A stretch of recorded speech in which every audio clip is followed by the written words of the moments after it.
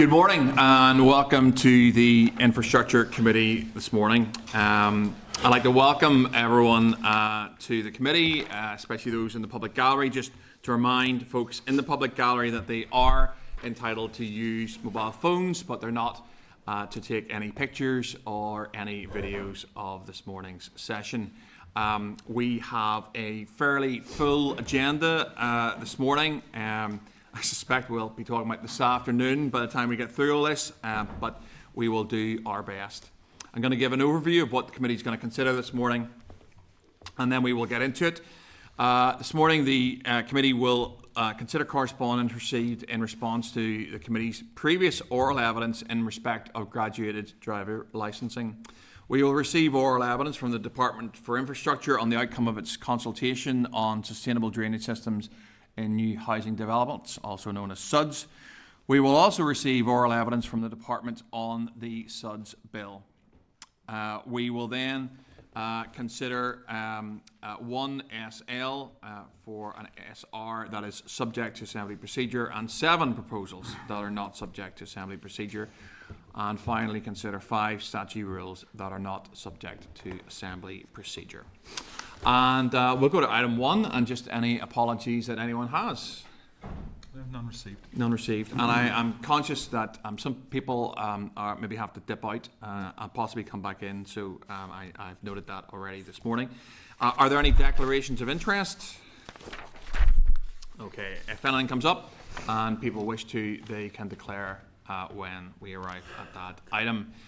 In terms of Chair's business, I just have 2 really brief ones.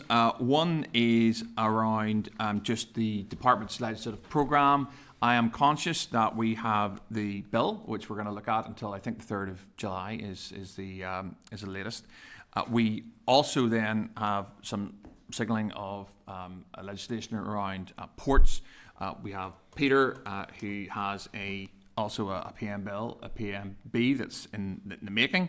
I'm wondering whether or not the committee would agree to write out to the department just to clarify exactly what it is planning to do in the next year in terms of legislation and what the possible timescales are for the introduction of that, or where we might see it.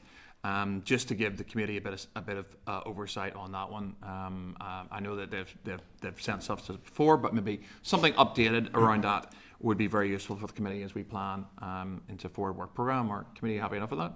Yes, Chair. The only other thing is you will note that I am still here, and I probably will be for the foreseeable future. Deborah is back. She is. Over the next couple of weeks, going to attach herself to a couple of committees, I'm sure. But I'm afraid I am here for the foreseeable future. I'm sure some of you pray to St. Jude for some kind of, new chair to appear competent, interesting, engaging. St. Jude didn't come through, and so I'm afraid it's me for the foreseeable future.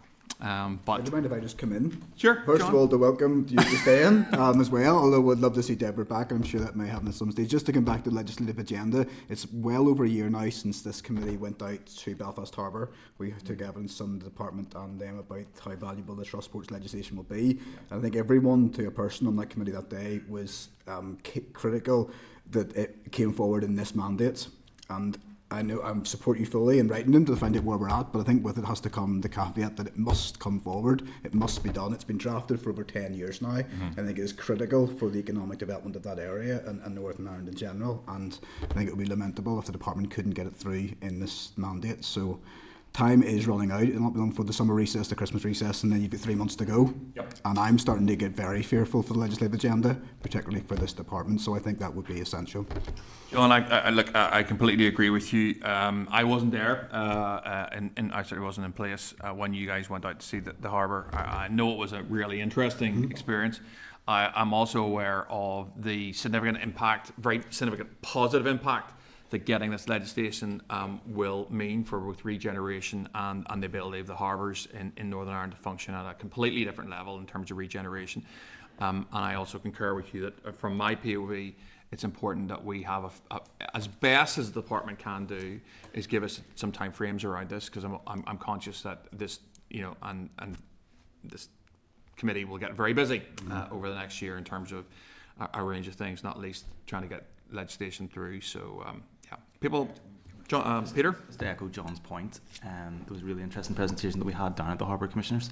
I went in with one question, which John stole off me, because he asked it first. When are we going to get this done? It just needs to happen. So really, just to echo everything John said there, because a year, is it a year? Is that how long it's been since we were down? Over a year. Over a year. Yeah, before we really need to get on with this. I had spoken. Okay, we're there thereabouts. Thereabouts, right? Approaching a year. But I had spoken to one of the officials very recently and heard that things were moving well. So we really do need to put a stamp on this, that it needs to happen, this mandate, because we're years behind everybody else. So this needs to happen. I think the department are probably well on in terms of they probably have a build team attached to it and they're probably drafting. My understanding also is that actually this is not old legislation, but a lot of the drafting probably has already been done. I suppose it's just to give the committee some reassurance that we'll see something this side of the summer recess, which will give the committee enough time to give it consideration. It's really, really important. I don't want to suggest that the department won't get it through in time. Let's give them their place and let's see where they are in that. Yeah. So, anyone else on that? Everyone happy? Okay. Look, that's all I have in chair's business today. Just worth mentioning those two things. I have the draft minutes of our meeting of the 25th of March. I just need to seek committee agreement that the minutes are a true and accurate reflection of that meeting, and if committee's content that they are, I will sign the minutes. Are committee content? Yeah, okay. That's great. Okay, matters arising. At page 20, we have, of your pack, we have the RAISE list of stakeholder options for the for our committee's planning review. And you can see it's quite a list. RAISE came through as ever. I just need to seek agreement from the committee that we forward the call to evidence for the organisations in that. The only other thing I would say just on that is if anyone has any comments regarding that list or any additions or any comments in general, this is probably the time for that. This is quite an important piece of the puzzle. Anyone got any comments? Don't say I don't give you your opportunities. So my sense is some of these organisations will come back and some of them won't. We'll see. All we can do is ask.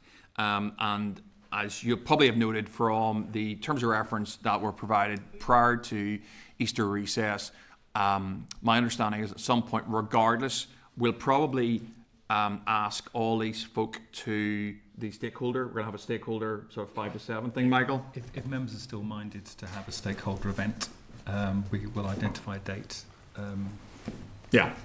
I think that would be good because I think that would give an opportunity for us to hear firsthand from some of these organisations and obviously the issues that they're having with planning, and there's quite a diverse list there, so they'll have different things to bring to that particular table.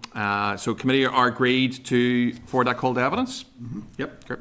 Okay, takes us on to item 6, which is correspondence.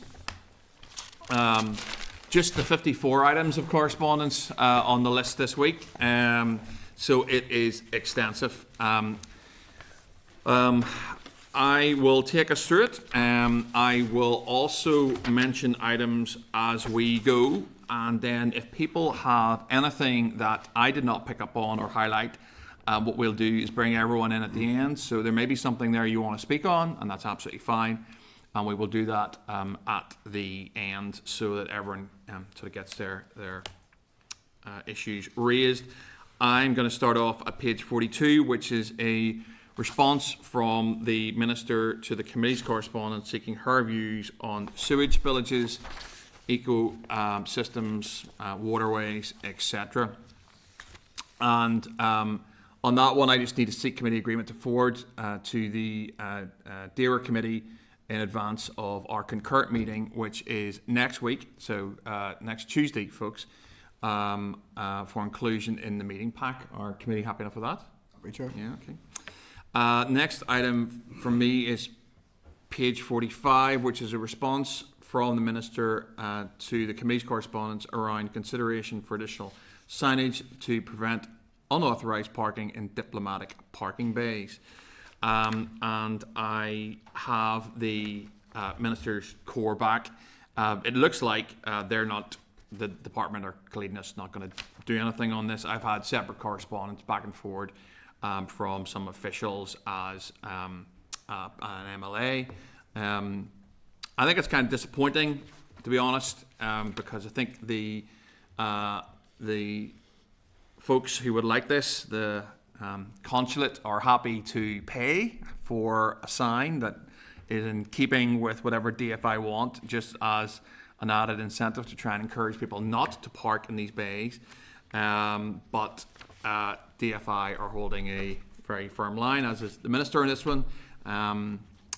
Therefore, I would just want to seek committee agreement to forward the Minister's response to the consulate for information. Our committee agreed. Okay.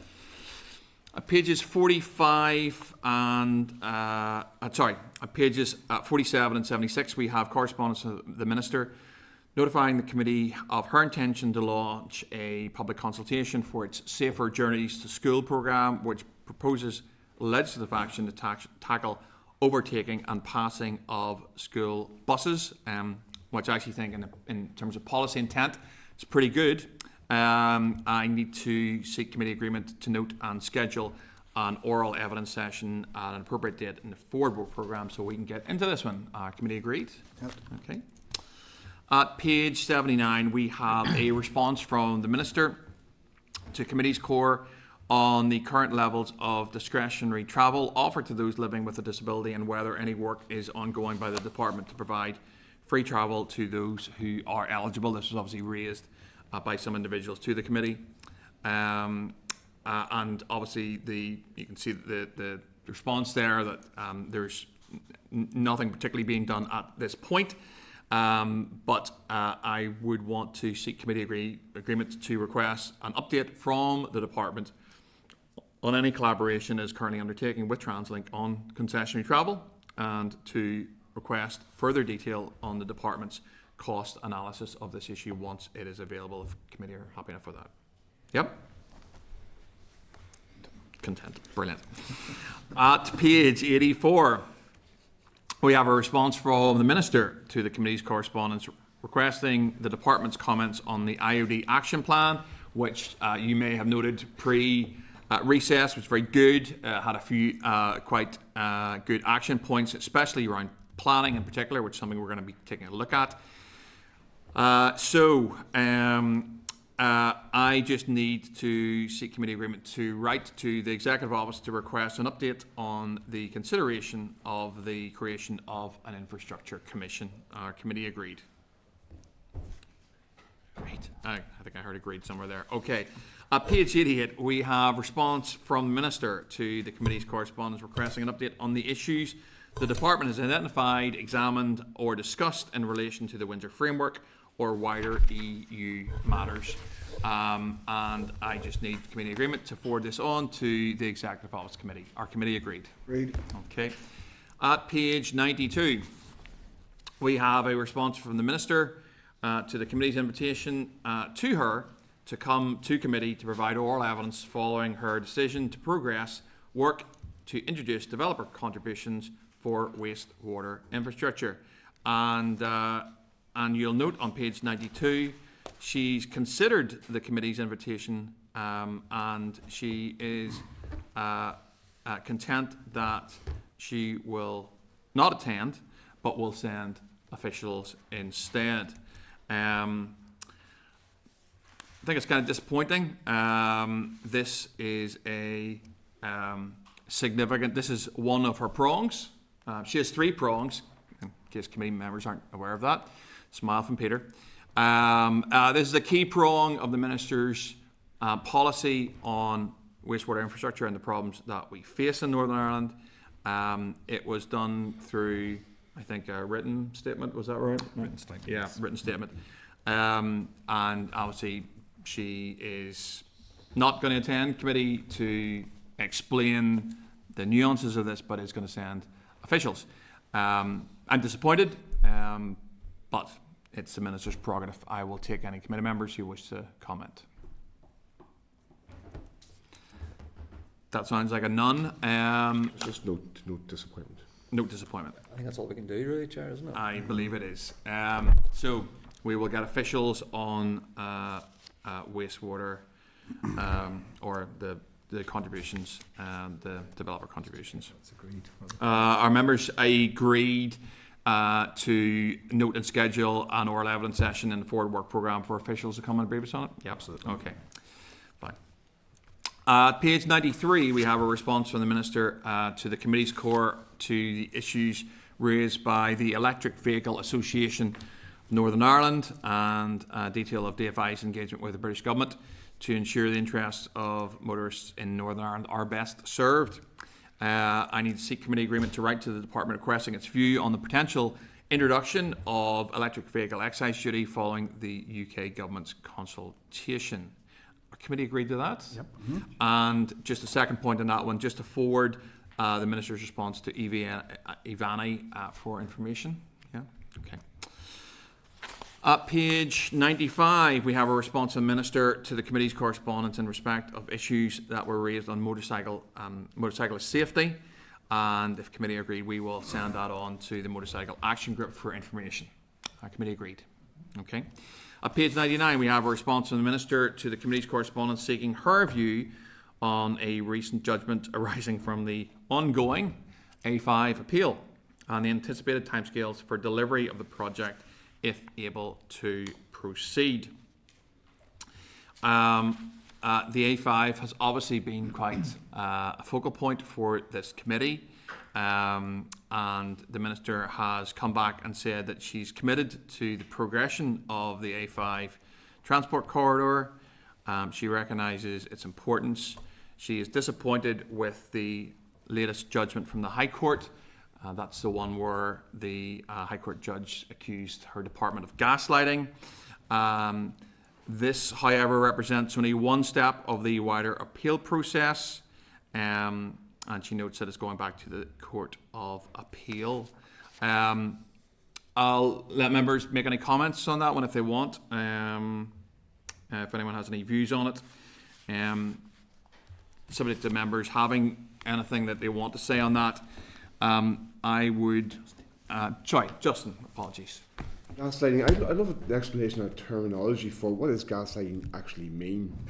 We could, It makes you doubt your own sanity, so it does. yes, I think to be fair to, and I don't want to end up in court, Justice McAlinden, if you're watching the Infrastructure Committee, I believe that the High Court judge in this case basically said that the arguments that DFI and DERA made somehow they're being suggested that these were arguments they made at the first hearing, and he felt that they weren't, and that he was being, let's say, misrepresented by the departments in their submissions. I think. Yes. Yeah. So his comments are well publicised in the news, Justin. The fact also that the MPA, the Mineral Products Association, who are the representative industry body, said that the AF5 could have been the first carbon neutral dual carriageway on these islands if proper processes have been followed. Can we write to the Minister to ask her view on that comment at this committee, and what she is doing in terms of how that will help her appeal or otherwise? Okay. It's my memory, Chair. I think the committee has written to her on that subject before. I will check and get back to the committee if that's all right with the members. Yeah. So if you could have a look at that one, Michael. If the Minister has got back, if you could circulate that to committee members. If it's the case that she hasn't directly addressed Justin's question, then we can, if Justin's happy enough, we can take that one on as a matter rising and write to her next week. In terms of this, somebody said to me recently, does the A5 judgment mean we can't build any roads anymore in Northern Ireland? I thought that was a very salient point. In light of this core from the Minister, I would like to write to her and ask which major capital schemes and what level of value or quantum are attached to those schemes that are resting on the A5 judgment. And let's see what the department says. I think it's about £1 billion. I think there's a list somewhere. But I'd like to hear that directly from the department.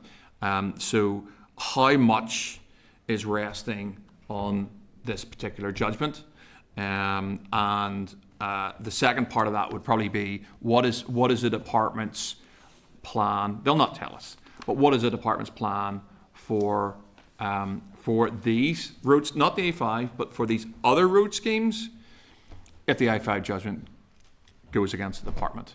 Yeah, and that's me on that one. Unless anyone's got anything else, Justin? Yeah, Chair, and what are the implications for industry, for the roads industry, employment-wise, where people, they're waiting to ramp up for taking on major contracts, can't do it, paused, everything's paused. What are the implications in terms of employment? How many people are impacted, and what's the implications? Yeah, can we phrase that in a way, what level of economic impact would this have, perhaps, on jobs and investment in Northern Ireland? Is that something along those lines, Justin? Is that you happy enough with that? Okay. Michael, you happy enough with that? Yes, members agreed. Are members agreed to that? Okay, fine. At page 101, we have a response from the Minister regarding committee's correspondence regarding phase 2 of the community transport review. It's been noted here that work on phase 2 was commenced towards the end of March 2025. The original timeline was 6 to 9 months. Although my understanding was that this overall review commenced, I think, in 2023. I think this was raised whenever we were in Downpatrick. We asked around the level of confidence that the review will be completed in April 2026, which I think is this month.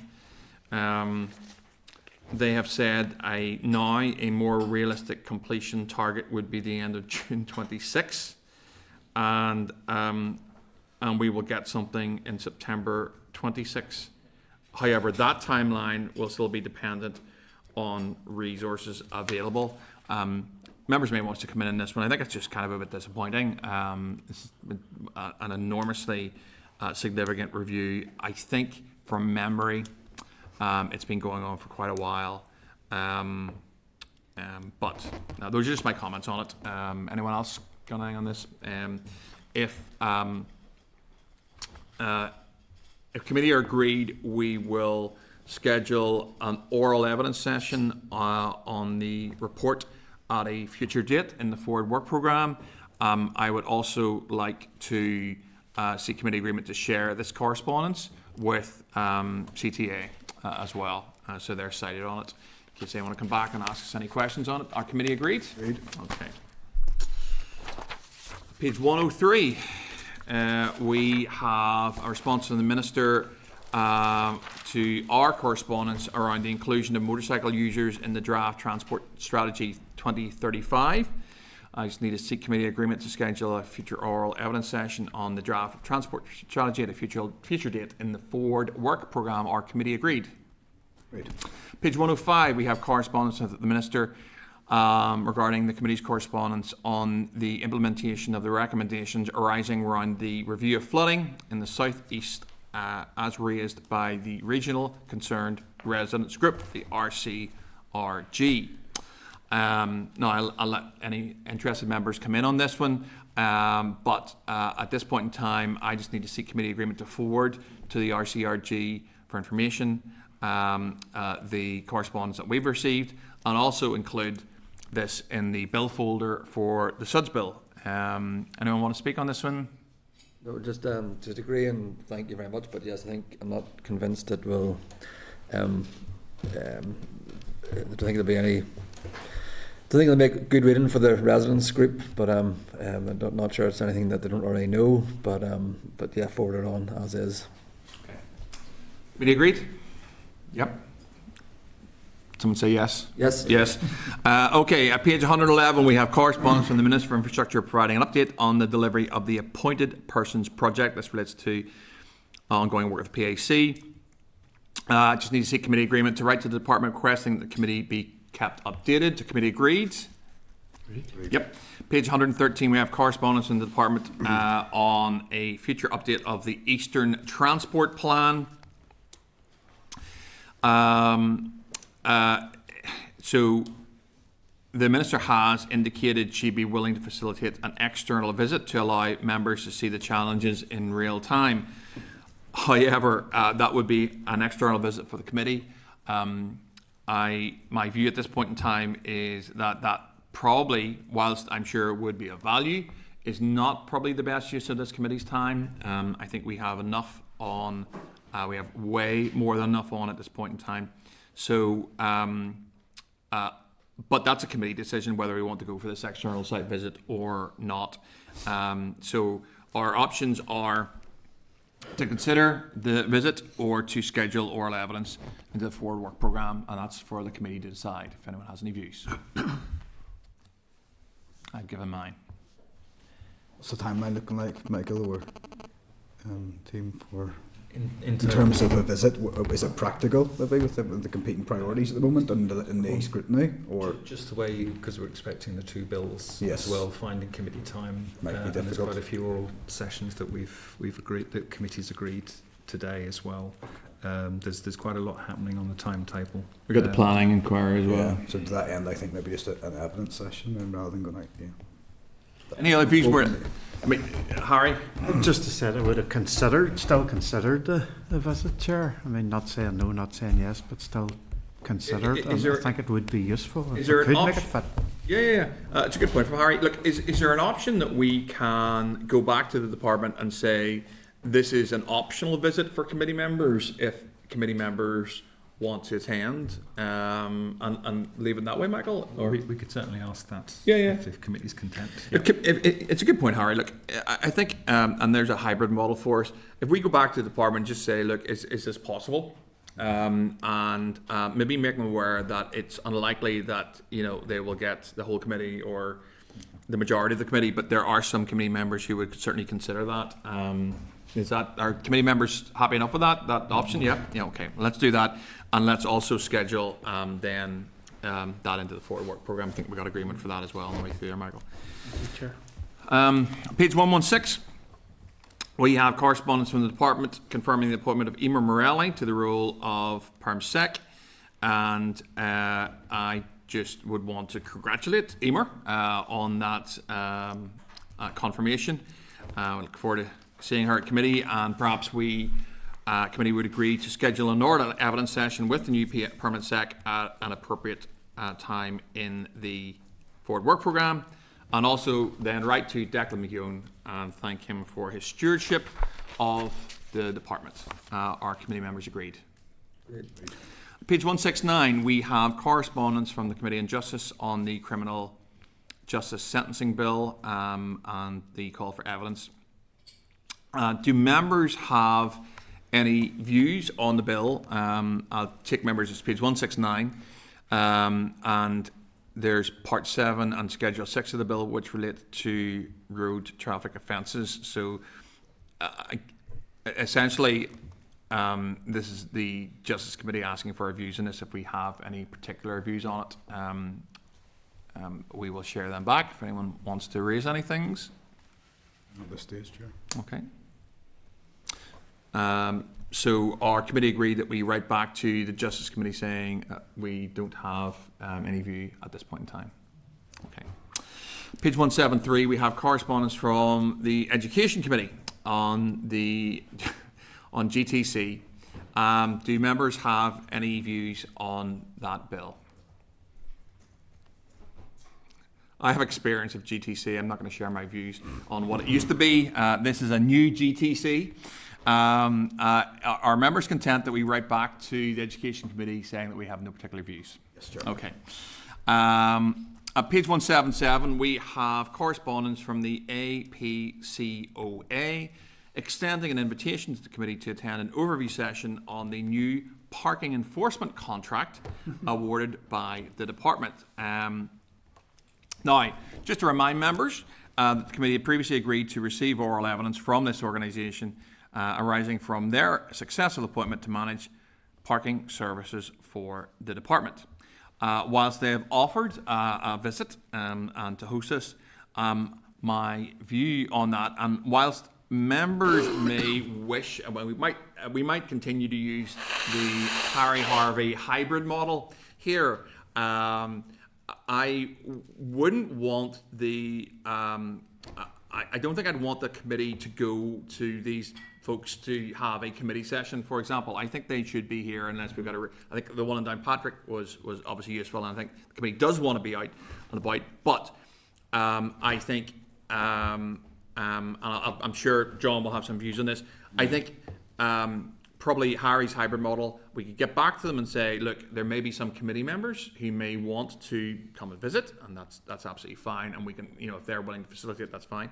My view would be not to take the committee there en masse, or not to have a committee session there as an external event. Certainly I'd love to hear some moral evidence from them. But John? Just to echo that, Jerry, I'm not sure what would get out of going there for the day. I think scrutiny would be the main aim of the day for me, bringing these folks in, and that would be most beneficial being here. Yep.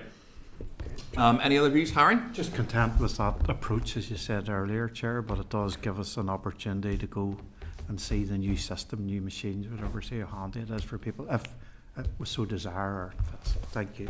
Yeah. No, that's good. So we'll probably, if members are agreed, we'll go with the Harry hybrid model, which is we will get back to them, Michael, and say there may be committee members who wish to take them up on their offer. And that can be organised, but we'd prefer them in for oral evidence. Our committee agreed on that. Okay. Just to remind members that if you're wanting an external meeting with there is one that's planned for the vehicle testing centre at Hydebank at some point in the next couple of months. Okay. Good. Yeah. Okay. Excellent. Members, I think we got agreement on the way through there. For that, at page 180, we have correspondence from Translink requesting to brief the committee on its current financial and budgetary position. Just to note that the Minister yesterday, I think, signalled that she was freezing fares. So that was announced yesterday by the Minister. I think committee are also aware that Translink don't have any money left. And I think are at the final stages of their reserves. It's worth just making that point. I'll take any comments on this. Chair, just on that. Militia, yes, sorry. Appreciating just the difficulties maybe that Translink may be facing at the present time, it still has to be welcomed, the decision by the Minister in terms of the freezing of fares, and in particular that when it actually comes into the very fact that the wider public, are confronted too with the cost of living difficulties at the present time, and I'm sure they greatly appreciate the Minister's recent announcement. Absolutely, Militia. Thank you for that. It certainly will come as a relief to some who are using it. I think probably the context of my point was a sort of more of a macro financial issue around the operation of Translink, which, as you noted in what you said there, is obviously becoming more and more problematic for them. And Justin and Andrew. Yeah, this freezing fares demonstrates zero ambition, and the public will be really delighted if there's a fare reduction. How about that one for an idea? If there's a fare reduction at a time of crisis when costs are escalating and spiraling out of control, how about the Minister came forward with a fare reduction?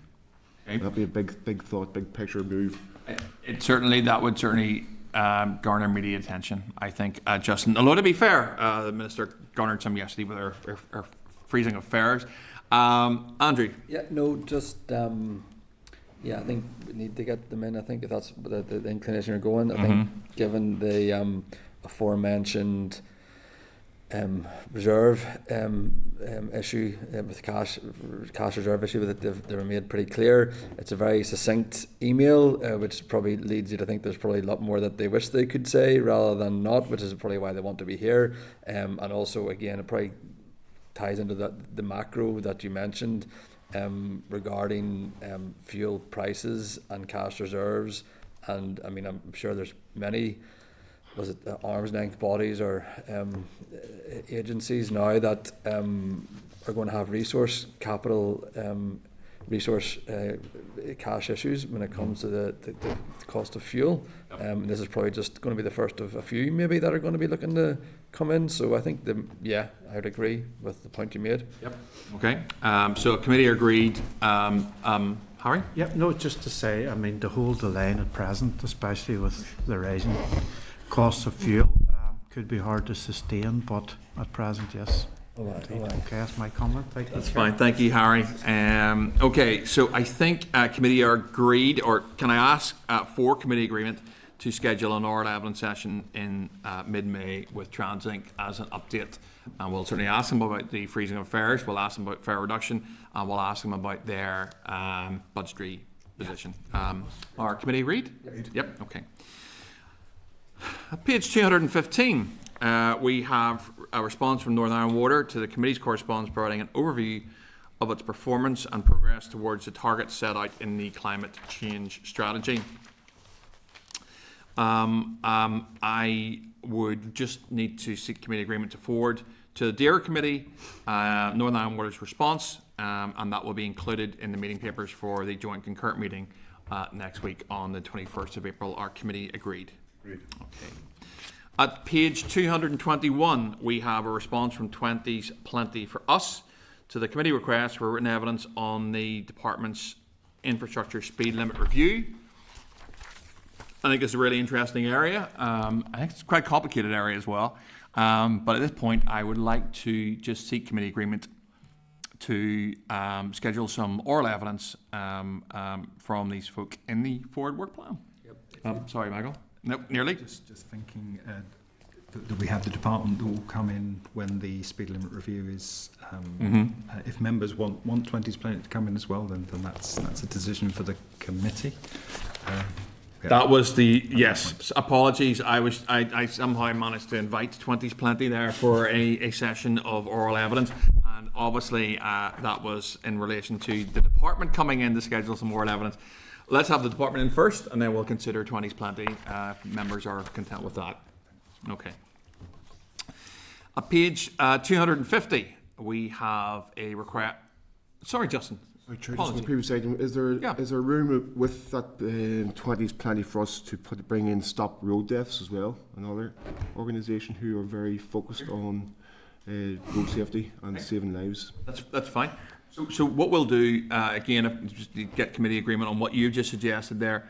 I'll just pause for 1 second. I think for clarity and for trying to be helpful to the clerk, we are agreeing to ask for the department to come in to give us oral evidence around 20's Plenty, and perhaps we can then write out to the organisation you mentioned in terms of written evidence and then written evidence from 20's Plenty, if people are happy enough. Peter? Just to clarify to members, when the review was started, the committee had agreed to invite officials to come to talk about the speed limit review when that's completed. And so 20's Plenty is writing to us to share with us their views on that process. So it's whether members just want the department to come in and consider the written evidence from 20's Plenty and write to Stop Road Deaths for written evidence to consider as part of that, or whether they want a separate session as well to have Stop Road Deaths and 20's Plenty to give oral evidence. So those are the options for the committee. Peter? I'm aware of their work for years now.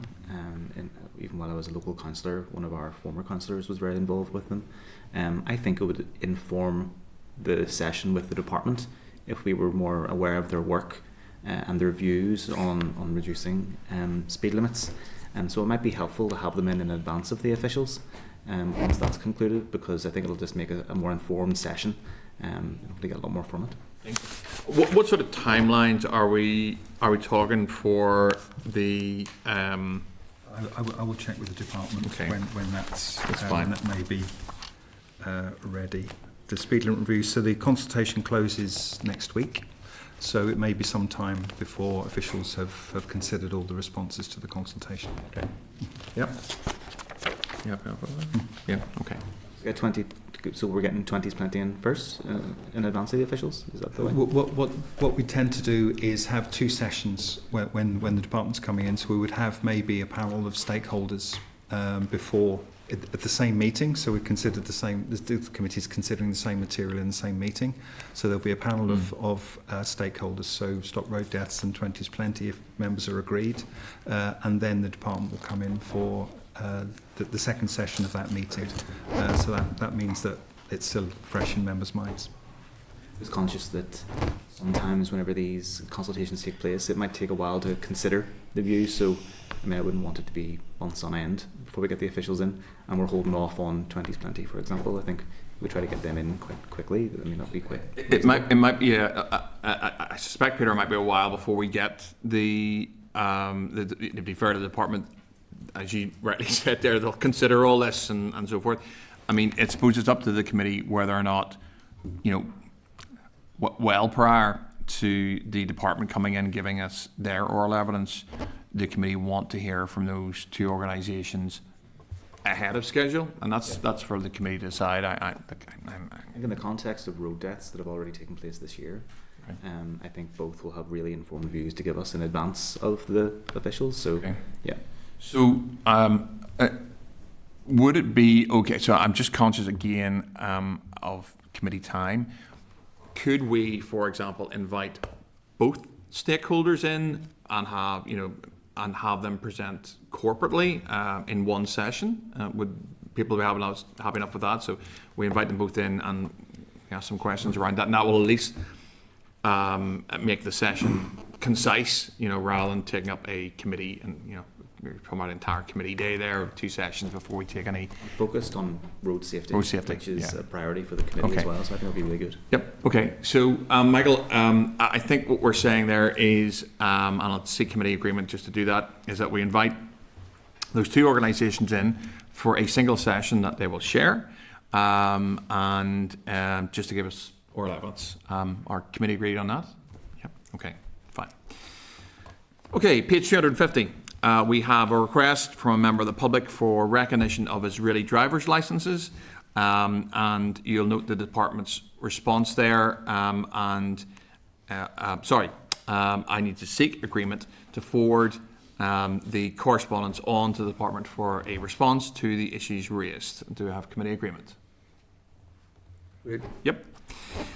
Page 257, we have correspondence from Charge UK regarding business rates on EV charging bays.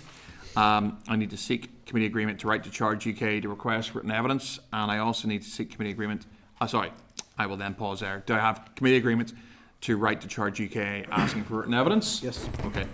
And at that point, I will pause. So I've taken committee through the guts of the core items that I wanted to raise from the correspondence table on page 32. I'm going to pause there just in case there is some other items off the correspondence list that people had identified and they wish to raise. Well, geez, I must be very good because I got them all. What was it, John. That long ago. It was the one on the storm and the plans by the departments in response to storms. Have you got a page for that, John? So I knew you had got you. Is that page 97? Yeah. perhaps?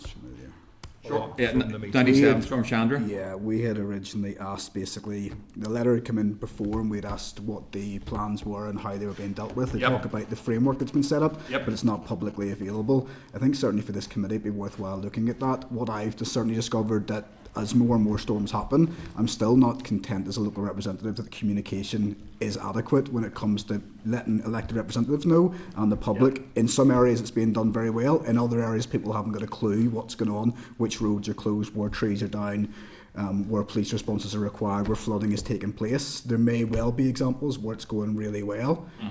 But the reality is that the consistency is simply not there. And to say there's a framework in place, but no one's allowed to see what it's like, but this is going to happen more and more often. I think from a committee point of view, it would be really good to get eyes on and find out, okay, well, that's going well, but that's not, and how can we impact and influence there?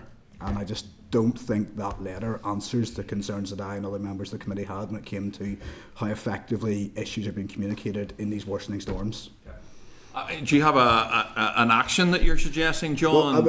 I'd like to see, first of all, the framework. What does that look like? I know it's not publicly available, but could it be sent? Is that because it's covert? I mean, is there a reason we're not allowed to see it? I mean, I'm not sure the public necessarily want to read it. Maybe they're not that interested. But as a committee member of the Infrastructure Scrutiny Committee, would be particularly interested to see how it looks, who's involved, and whose role is what. So that when something's not done, for example, by a local council, to say X, Y, and Z hasn't happened, I can say, well, that's your remit and responsibility as per the framework. But not having that, so that would be number one ask. Yep. What does the framework say, and what does it direct different statutory organisations to do when storms happen in terms of communication? Yep. Okay. Same point, Andrew? Yeah, no, just to thoroughly agree with what Mr. Stewart says. I think, touch wood, we're in the spring, and well, as someone that goes on holidays in Donegal, we may well have a named storm come August, but hopefully will not, especially the weekend that I'm there. But I think seeing the intensity of the storms increase and the frequency of them increase, I think it would be remiss of this committee not to keep an eye on how the department responds to storms. I think so I wholeheartedly agree with again what Mr. Stewart said. Yep. I agree with you as well, John. And look, if it's some sort of covert document, it can be sent to the committee marked restricted, and then we're not allowed to share it. And if it's really covert, we can take it in closed session to discuss it. There's a range of ways around it, so I don't think it's, I don't think that's a barrier that this committee could not overcome in terms of keeping that information. I hate to say secret, but not in the public domain, but that we do our job, which is, as you've mentioned there, John, is a scrutiny role in terms of the department's response to this. Michael, are you content that you've got enough there that we can write back to the department on that one? Yes, I think just for members' information, there was an information session given by a multi-agency group a couple of months ago that some members may have been aware of or may have sent a representative to. So there should be some information available for there, even if it's just the slides from that presentation. But if the committee has agreed to write to look at that framework for information on that. Let's do that. If the committee agreed, and yep. Okay, good. We're still on any other items of correspondence that I have not picked up on, but members wish to raise. And the correspondence index is page 32. If there's nothing else, we will close that off there. There was just one that, members, that the chair and deputy chair have been invited to the opening of an installation at Grand Central Station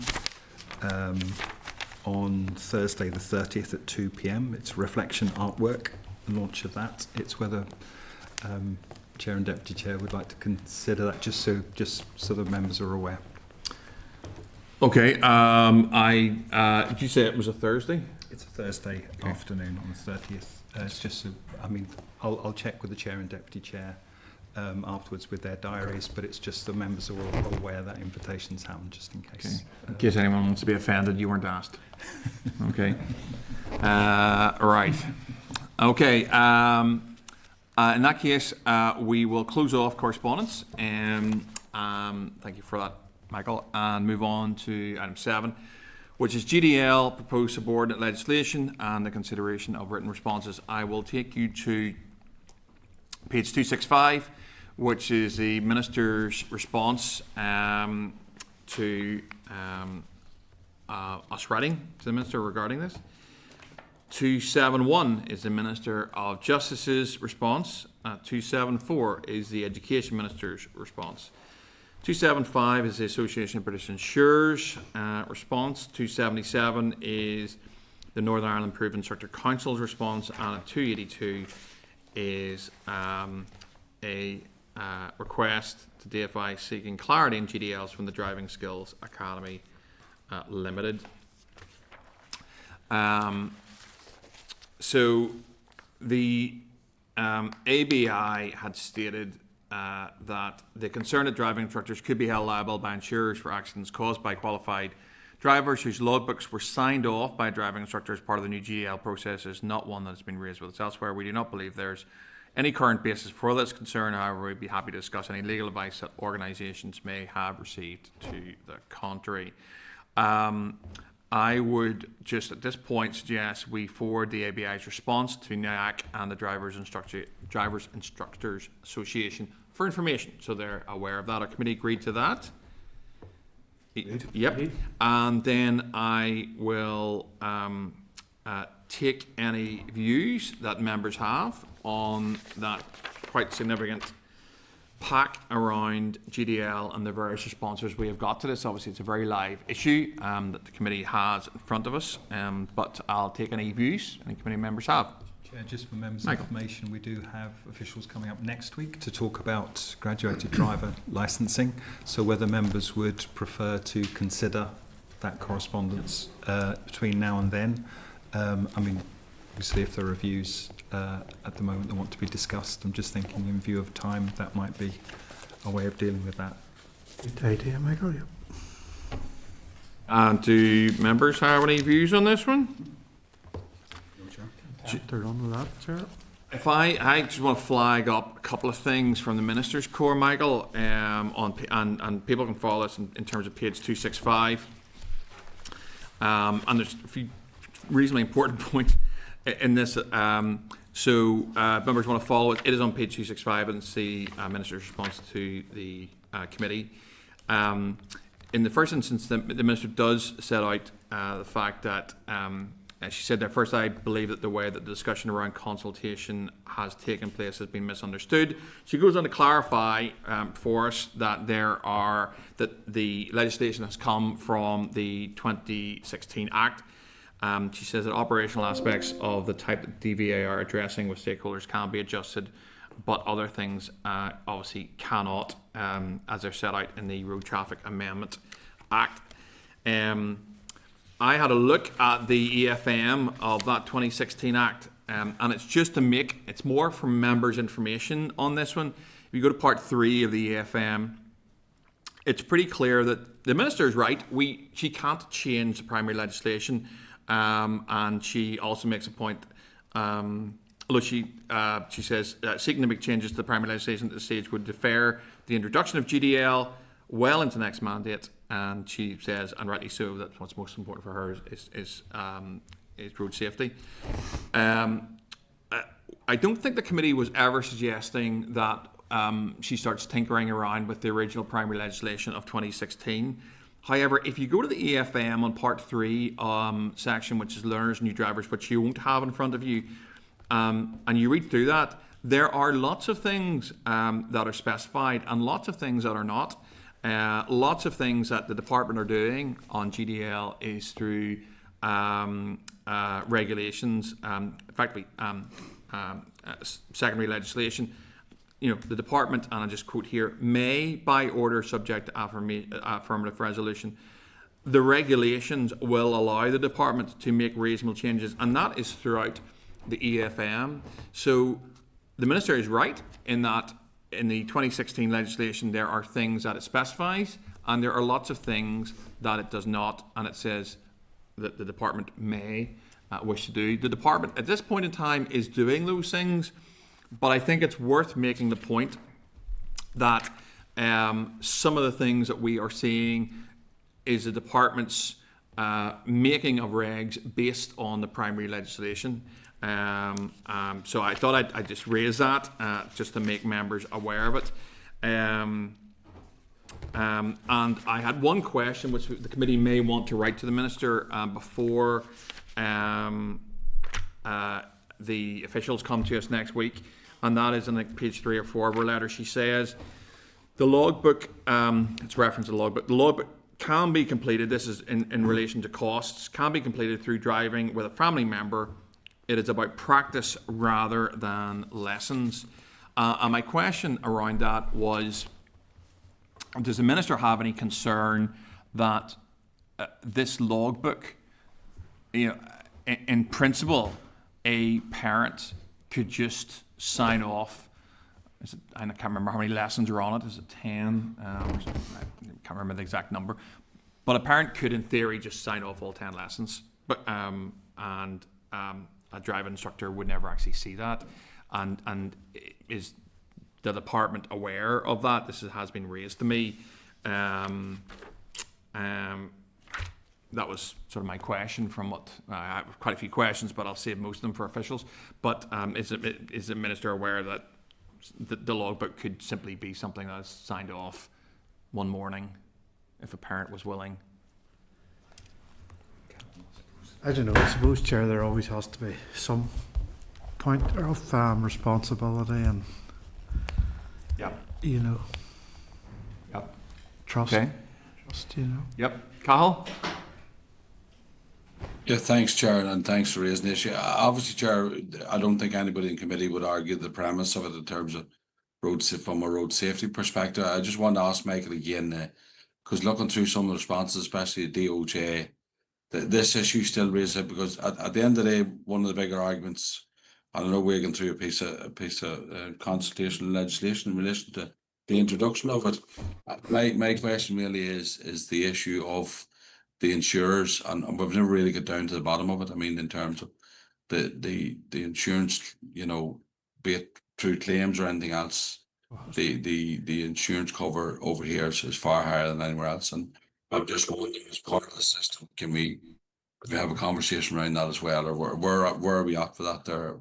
I know we've written the ABI before in the past, and just to try and tease it out, is there anything more we can find out before we finally get through the process? Because I mean, some of those questions are actually holding us up in terms of what we're trying to do, really, and scrutinise them properly. So maybe Michael has more answers in relation to those things. Sure. Okay. No, it's fine. Michael?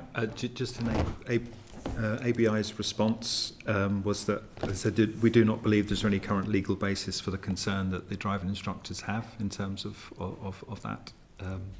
That's as much as we've got, unless we want to push ABI for something more specific.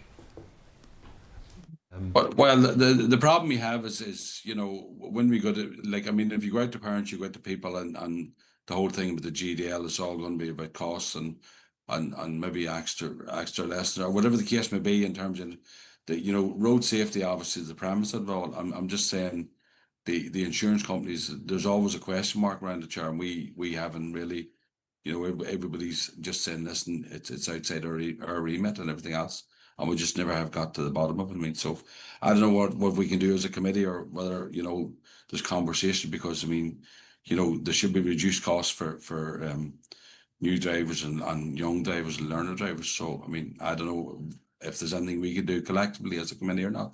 That's all. I raised it in that context, Chair. No, look, I appreciate that, and thank you for that, Cahill. John? Yeah, Chair, just to raise that point, I wasn't sure if Catherine was making the point that on the back of this, aside from what we know will hopefully happen, is that road safety will improve, that insurance premiums will go down. Is that the point you were making, Cahill? Or were you worried about the driving instructors being indemnified, or concerned about? No, it's the insurance premiums, John. Yeah, okay, because there was a second point there that the driving instructors had raised about whether they'd be seen as more liable if there were issues because they'd signed off, which is also a concern. I don't think we got an answer from the ABA on that day either that satisfied the instructors. But the second thing was, they basically said, well, we can't say if you're going to benefit from improved insurance premiums, particularly because we don't break them down by region or by demographic. Mm-hmm. Yeah, so it's in. We've got a response on that, though, have we? Yeah, so just for members' information, on page 275 of the pack, the ABI has sort of indicated, they've bolded it in the middle there to say they will begin publishing data in Q1 for 2026 motor premiums tracker in May.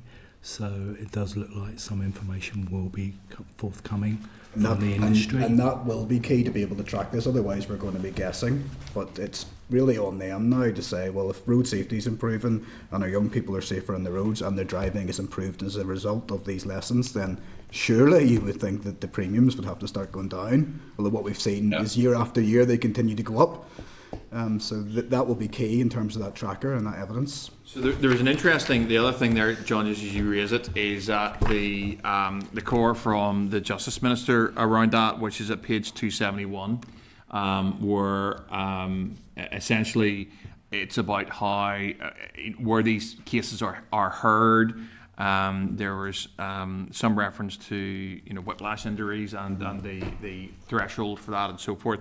So there's that aspect. I mean, I think they made that point that day as we sort of asked them some questions around this. Certainly, Naomi Long's letter is quite interesting regarding the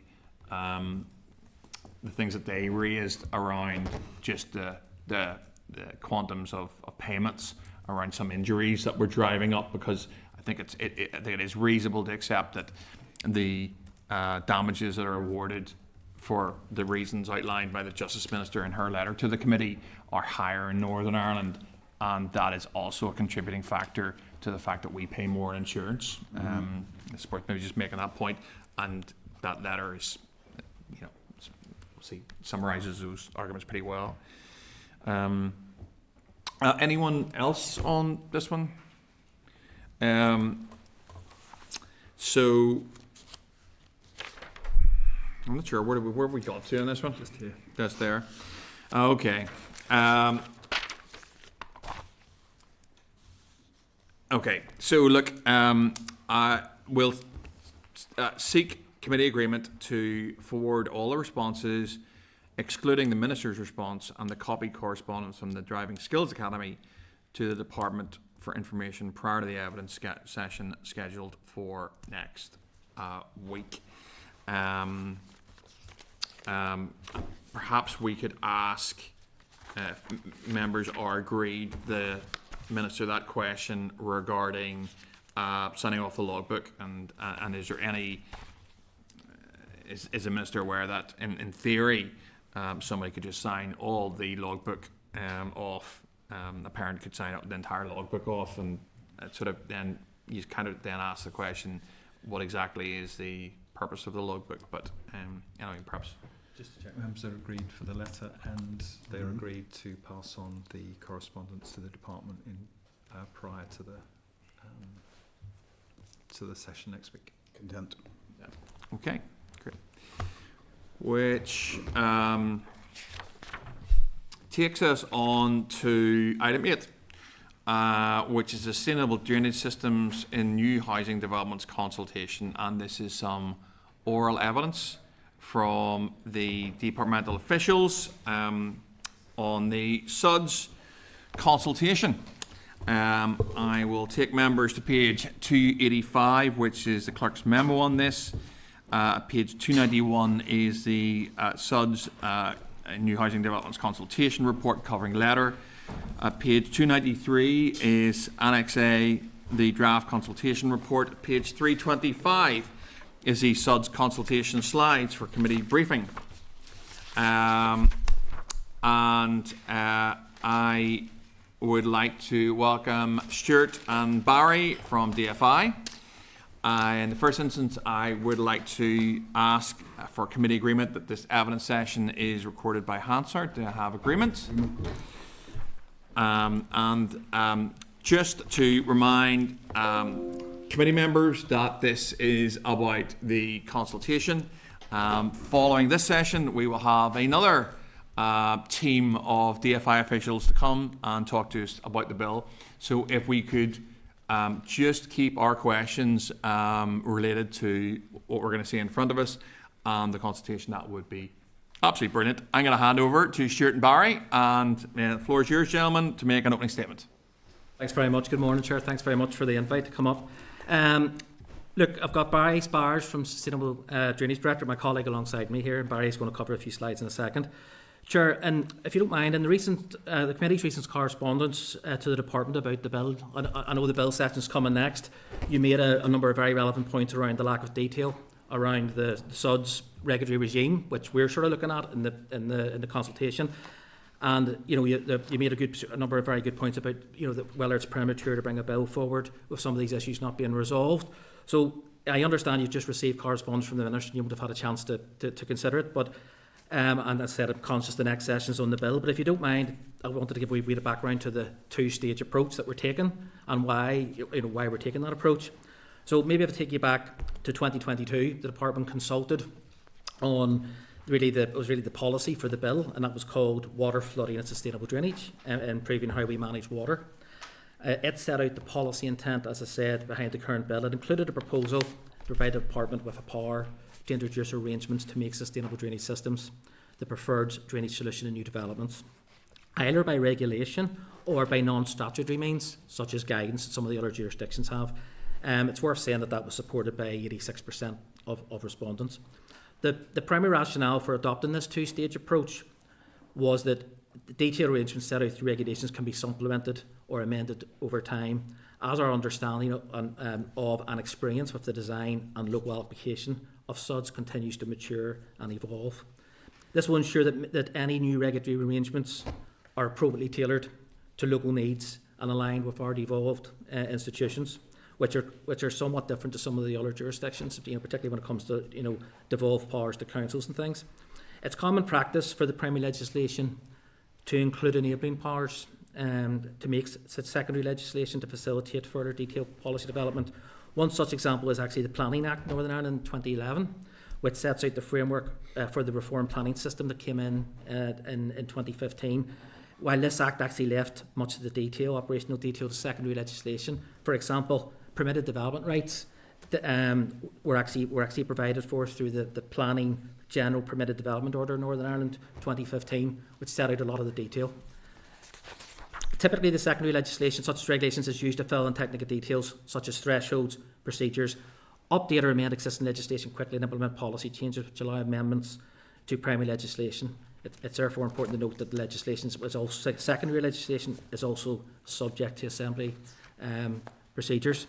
So, turning to the actual policy and what the regulatory arrangements look like for SUDs, I can confirm at this stage that the new arrangements are going to have SUDS design standards. They're going to have technical guidance.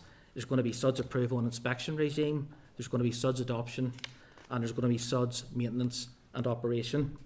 Whilst I'm not in a position here today to provide detailed cost information on the new arrangements that we're going to be developing over the next 12 months, based on experience elsewhere, for example, a SUDS approval body, and we might get into this in some of the questions, we're looking at probably a sort of team, a small team of core of around 10 to 12 people. Looking at Wales, Wales have a number of these SUDS approval bodies, and that tends to be the size of them, and there may be some outsourcing of work as well.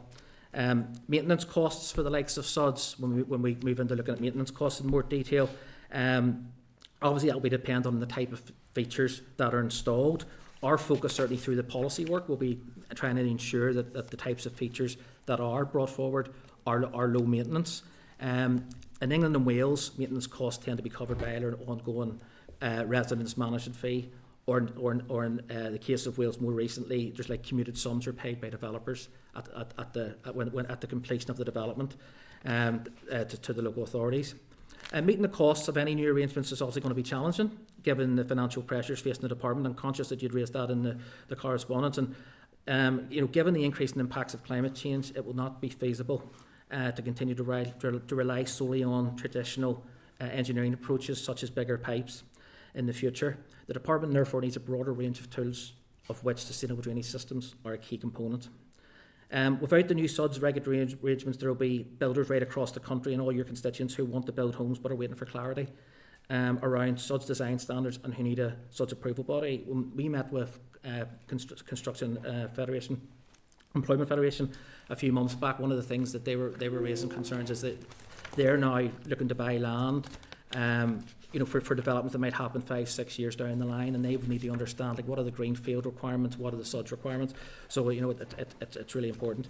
Over the next 12 months, we're going to be developing the detailed business case covering SUDS design, approval and inspection, adoption, maintenance and operation.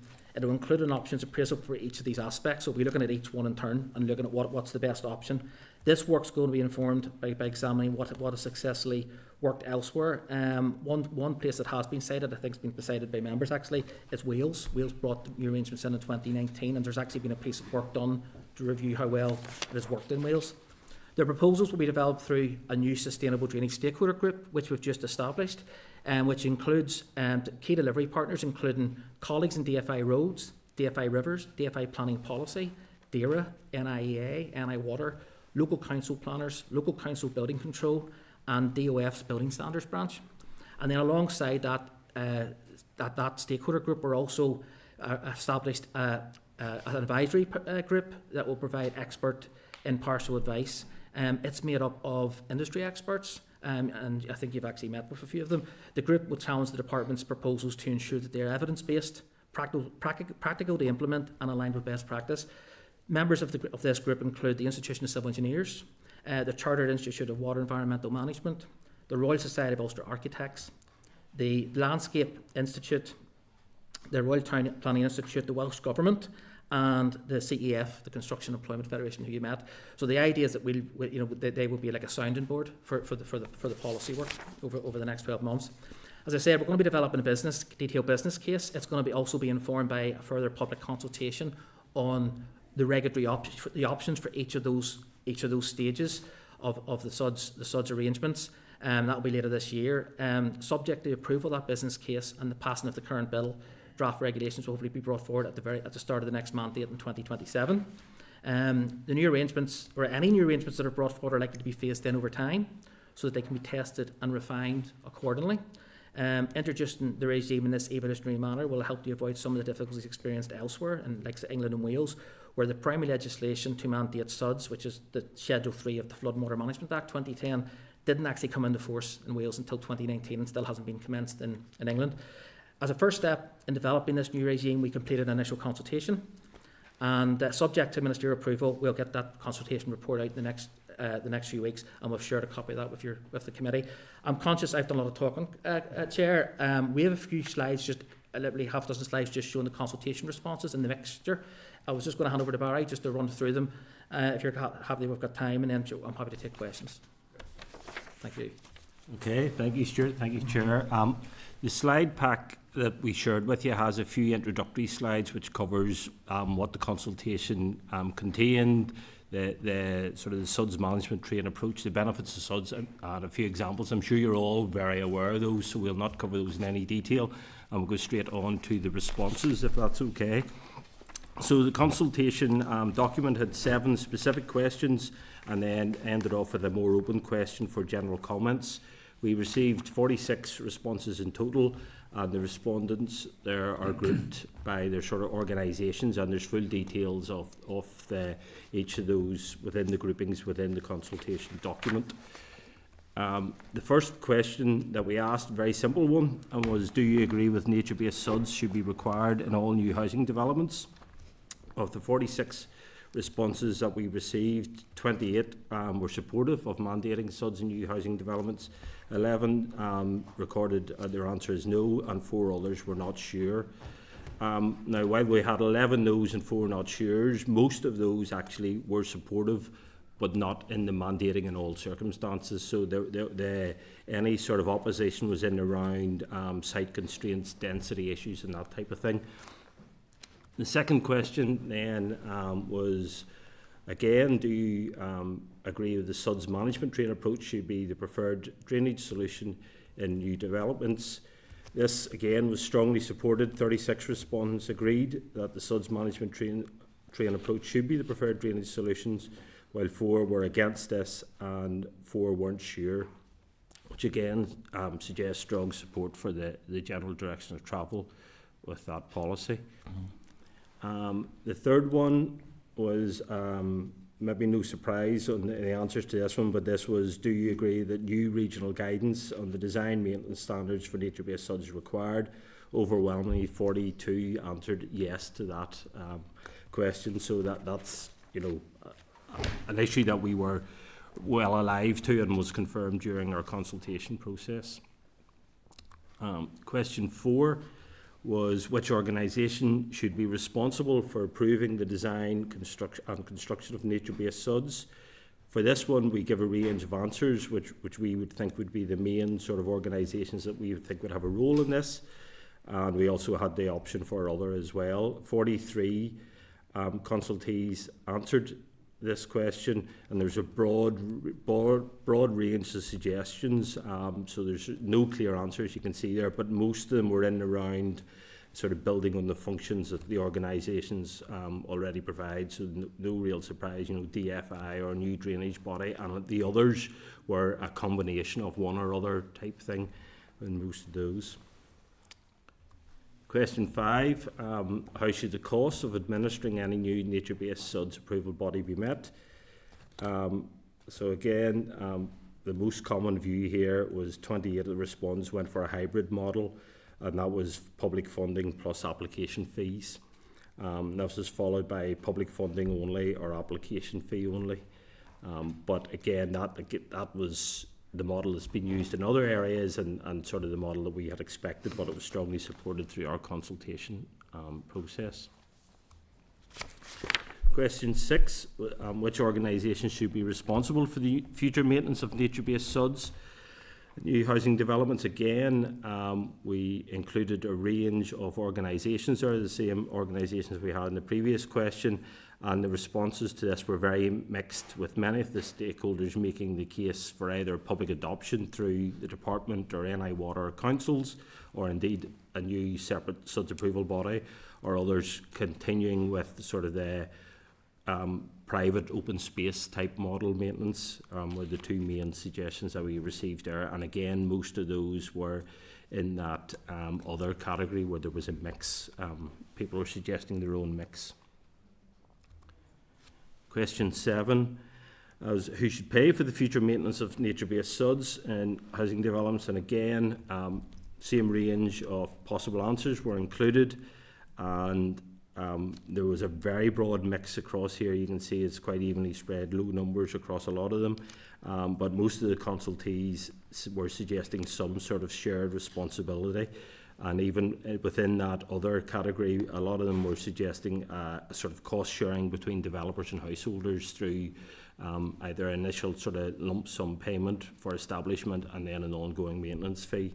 But there was no single entity come out as the main sort of leader in the answers.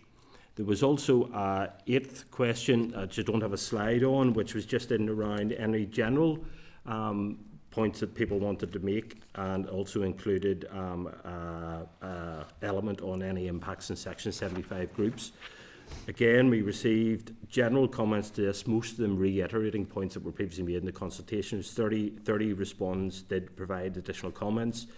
Some of the respondents highlighted the positive impacts of SUDs to all Section 75 groups and all groups, including public realm, accessibility, health, well-being, that type of thing.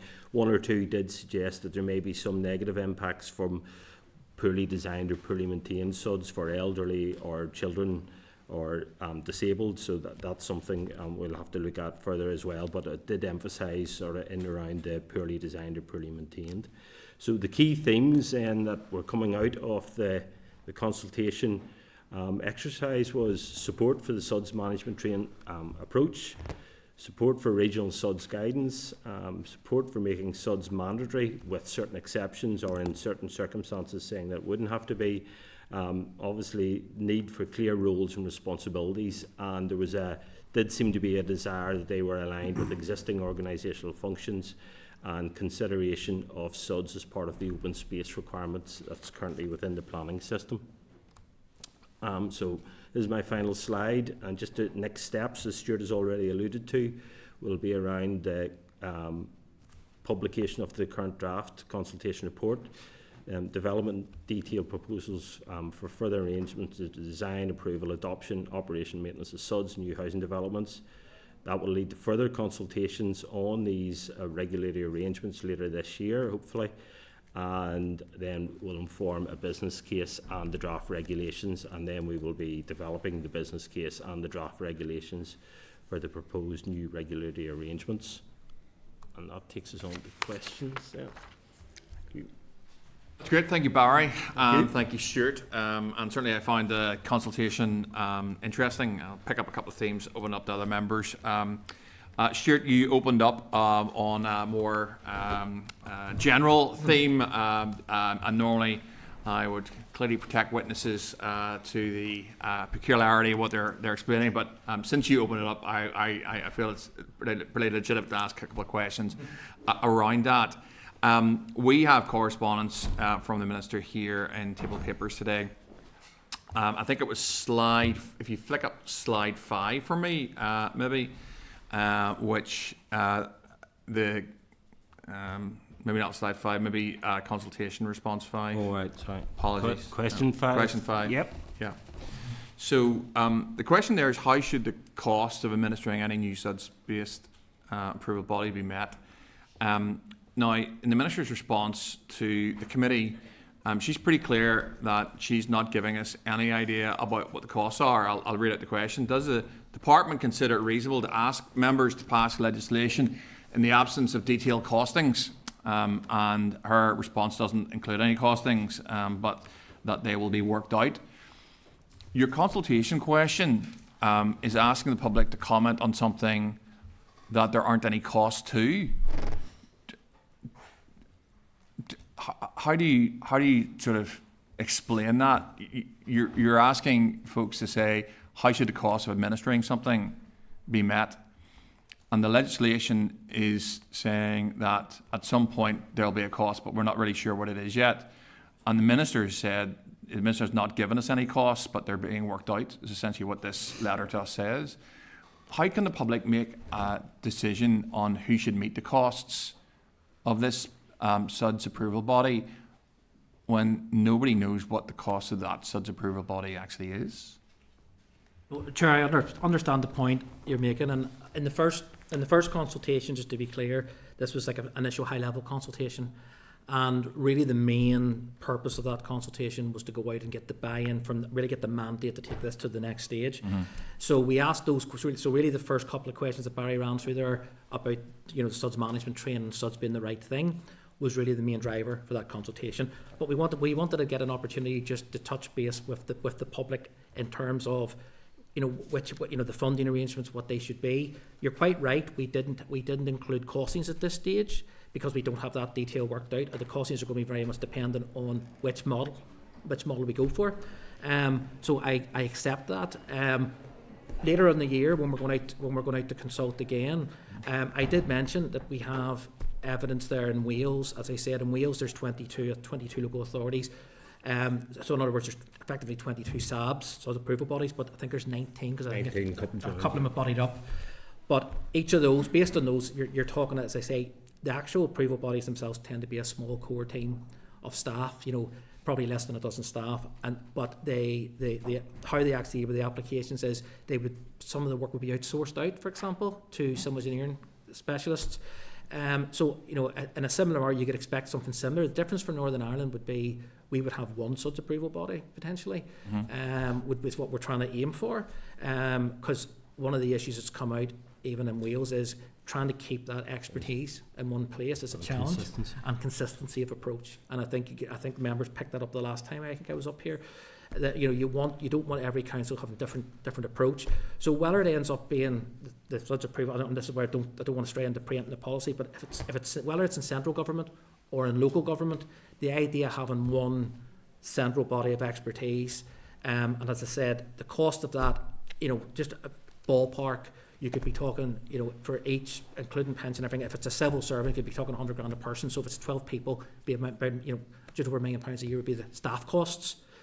How much it would be cost per application. I think charges in England and Wales are around, the start would be £350 per application.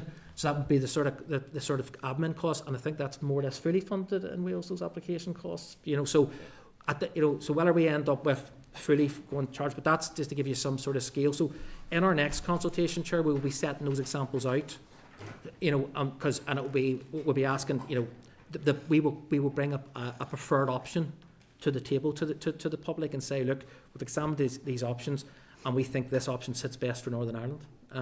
So that's what will be our aim. So I do accept the point you made about this first consultation. It was very high level and we don't have the costs.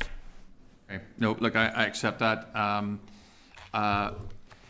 This is a key consideration in terms of this committee looking at the bill, which we will do with your colleagues later on. I'm going to stay with the cost of this. I want to get two questions, and one is around this cost issue, and question 5, and the other one is really the approval body. And obviously, the department have written back, the minister's written back saying, this should all be done through regs and secondary and come later. I understand the context of why some things are better done in secondary legislation, so the primary legislation, and we've just had GDL and the context of that. The Welsh model you mentioned, Stuart, you said that, and we have a kind of an economy of scale to a degree in Northern Ireland, I think, because it's a slightly smaller region. I think you said there were 19 approval bodies in Wales, is that right? Actually 22 local authorities, but a few of them have bodied up, so there's 19 SABs, yeah. We'll take 19 SABs, and you said, like, a guesstimate was there's maybe 12 in each SAB, maybe-ish? 2 people in each SAB? Well, I don't know. You were saying 12 for Northern Ireland. I think might be was what slightly Stuart less for meant, Wales. yes, It could be yeah. half a dozen for Wales. I don't really know. Yeah. I was just doing some math here. I mean, if there's say 19 bodies and each of them had 12 in the Welsh model, that adds up to sort of 216 staff or something in the Welsh model. Now, I accept your point that, and I think it would be a disaster to have more than one SUDS approval body in Northern Ireland. There should just be one. We can debate who that is and what that looks like. However, my view is, and I will put this to your colleagues, that should be on the front face of the bill. But do you have any idea what, at this point in time, the cost of that approval body will be? Clearly, if you go with the public's response, it'll be funded partially by public funding and partially by application fees. But would it be your evidence today that you don't yet have a cost of what that body is going to be? I wouldn't have detailed costs. I said to you we could give an estimate of the staff costs, but in terms of the costs, because we wouldn't know how much.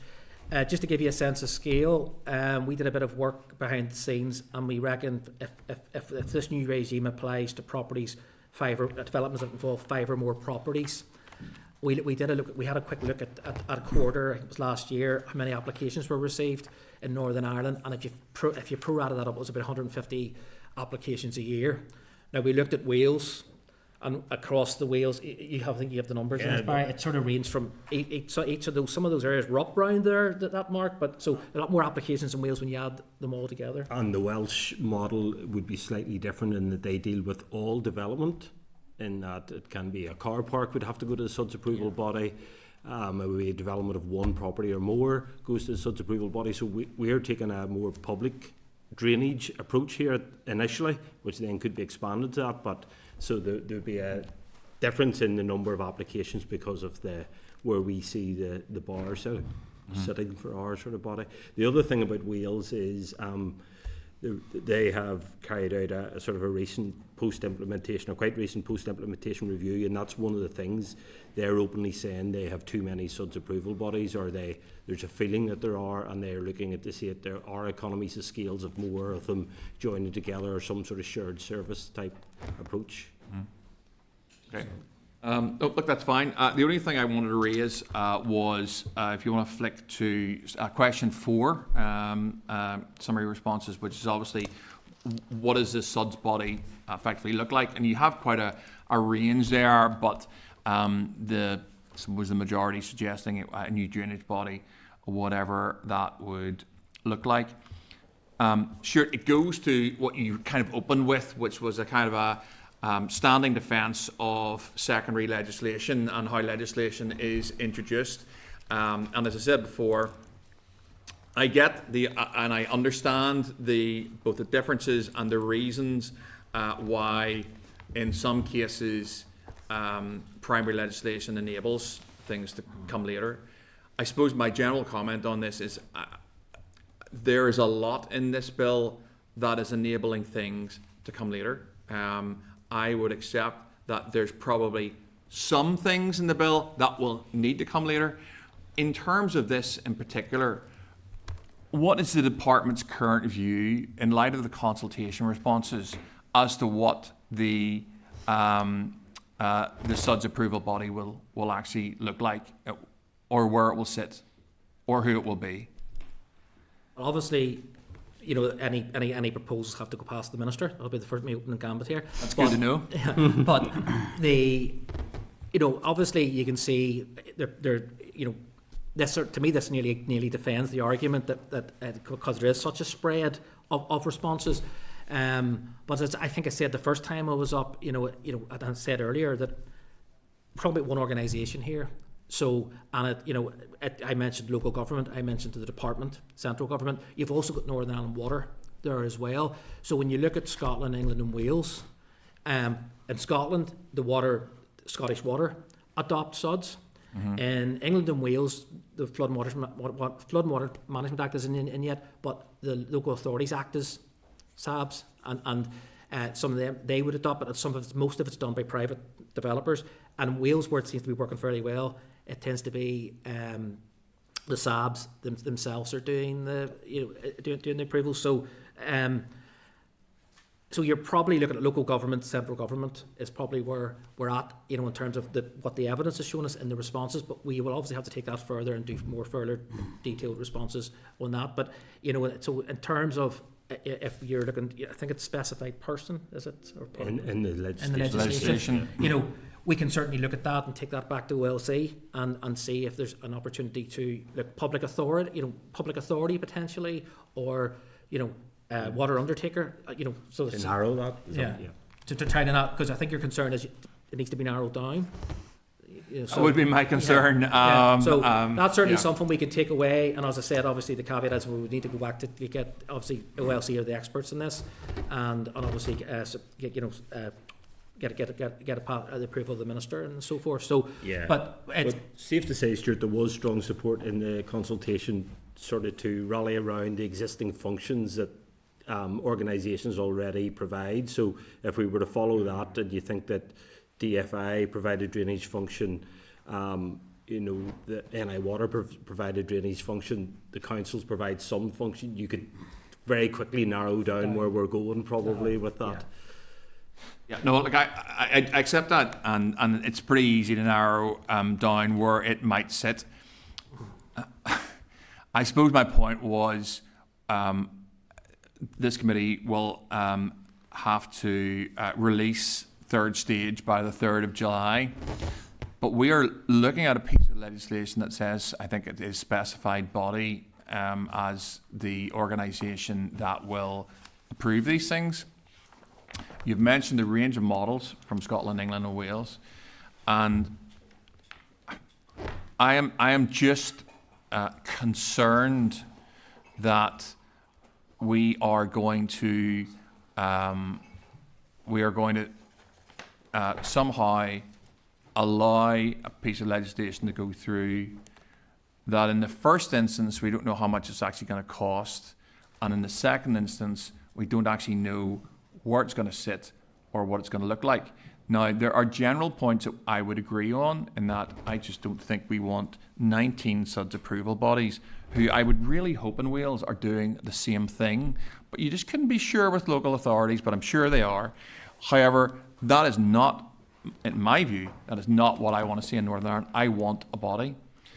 But I want two things. I want to know what that body is going to cost, and I want to know where it's going to sit. And this goes to my concern about this, and the response from the Minister has given me no comfort whatsoever, which the response from the Minister basically said, and I expect to hear from your colleagues in 45 minutes, we raised a range of concerns with the department, and they said, no, it's all fine, Gov, don't worry about this. So I'll be saying to your colleagues later on, I'm not happy with that response, and if that is a response of DFI, it would be my view that this committee will start drafting committee amendments to try and correct what I would think are some of the weaknesses of this bill. But notwithstanding, it goes to my wider point around the legislation, and this is a good example of it, is that DFI do not know how much this is going to cost, they do not know what it's going to look like, and they don't know where it's going to sit. And those are things I would hope, whilst I would accept that there are other bits of the SUDS bill that probably do need regs and do require regs, and that will enable future things both to be altered and changed to reflect a changing environment and a whole range of other things. This is something that I believe is just core, and it's not there, and it makes me think, is this rushed legislation that actually, is this not something that the department should be bringing to this committee and saying, here's what this costs, here's what it looks like, here's what's going to sit, and here's what it's going to do.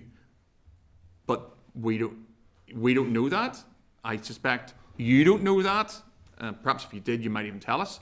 But I suspect you don't know it either. And that's a concern I have, and I'll let you respond to that. I understand one of the challenges around costs for this is depending on what model you go for and how it's going to be funded. So when you talk about cost, there's the overall cost of the actual function. Yep. If part of that's going to be met by residents or through a charge or through application fees, etc., it's the cost to the public sector is. So there's two different. So there's the overall cost. I agree. So we can certainly take it away and think, because I told you we can look at Wales as an example and talk about how much such approval body would be if we're doing 150 applications a year. What does that look like? Looking at other jurisdictions, we can certainly do a piece of work. The challenge we will have is, well, how much? So we will have a figure. How much of that figure will be actually funded privately, and how much of it's left?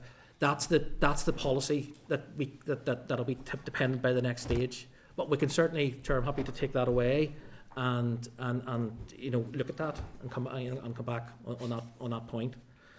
That's fine. Okay, look, that's me. Next is John.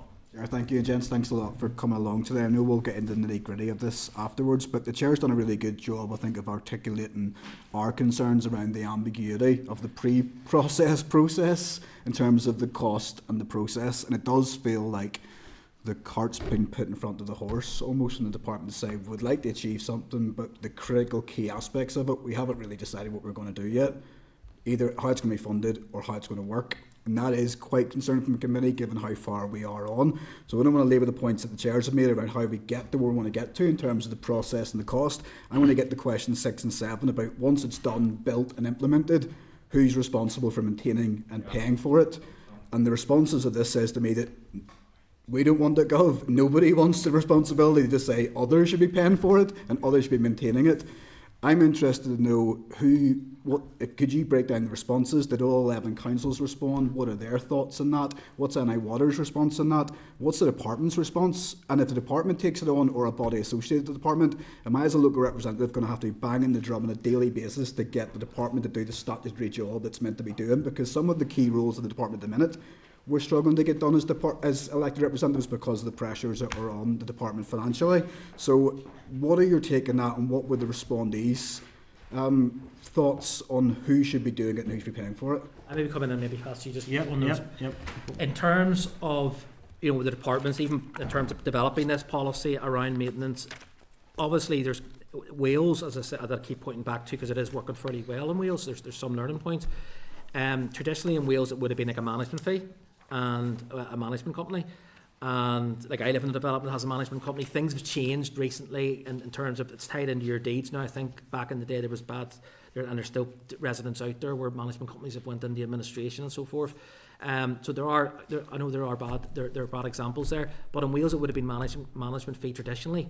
They have moved to this commuted sum approach, whereby it does mean probably that each property, there's probably a figure is added on to the cost of a property, and that's tallied up, and there's a formula that's used to basically say maybe over the next 25 years this is how much it's going to cost to maintain the SUDs, and that's basically paid at the sort of handover of the development before it's adopted. In terms of, you can see the mixture of responses there. One of the challenges we have, and this is why I said, and I put it in bold letters, whatever we come up with has to be appropriate for Northern Ireland and our institutions and our governance arrangements. In England and Wales, obviously you have the household water charges, and if there's a sustainable drainage system, a nature-based one, for example, I think in some of the places you actually get a discount because you've got from your so. The point I'm making is there's different funding models, and the management fee at the minute in Northern Ireland is probably the only sort of form at the minute accepted. You buy a new property in Northern Ireland now, you tend to know that you're going to pay a management fee. The only other option is rates. So the point I'm making is the funding, how these things are going to be funding is all can actually drive the option you go for. Maybe just hand over to Barry in terms of the sort of mixture of the responses and I think 10 of the 11 councils responded. A very quick count there, unless I'm counting them wrong, but so that's it. But you're quite right. There was no clear winner, and it's no surprise that of the councils or NI Water, the other people you said were mentioned there, said we should pay. Nobody said that. No, I wouldn't have thought they did. So you're quite right. But there is an acceptance from some of them that it's not all new costs. There's grass cutting already happening. So there's certain elements that could be included. Some of the more routine maintenance could be covered by existing maintenance functions if they're well designed. There will be additional costs without a doubt, but those costs are also offset by not having hard infrastructure in the ground. So not everything will be new, but nobody's putting their hand up for them.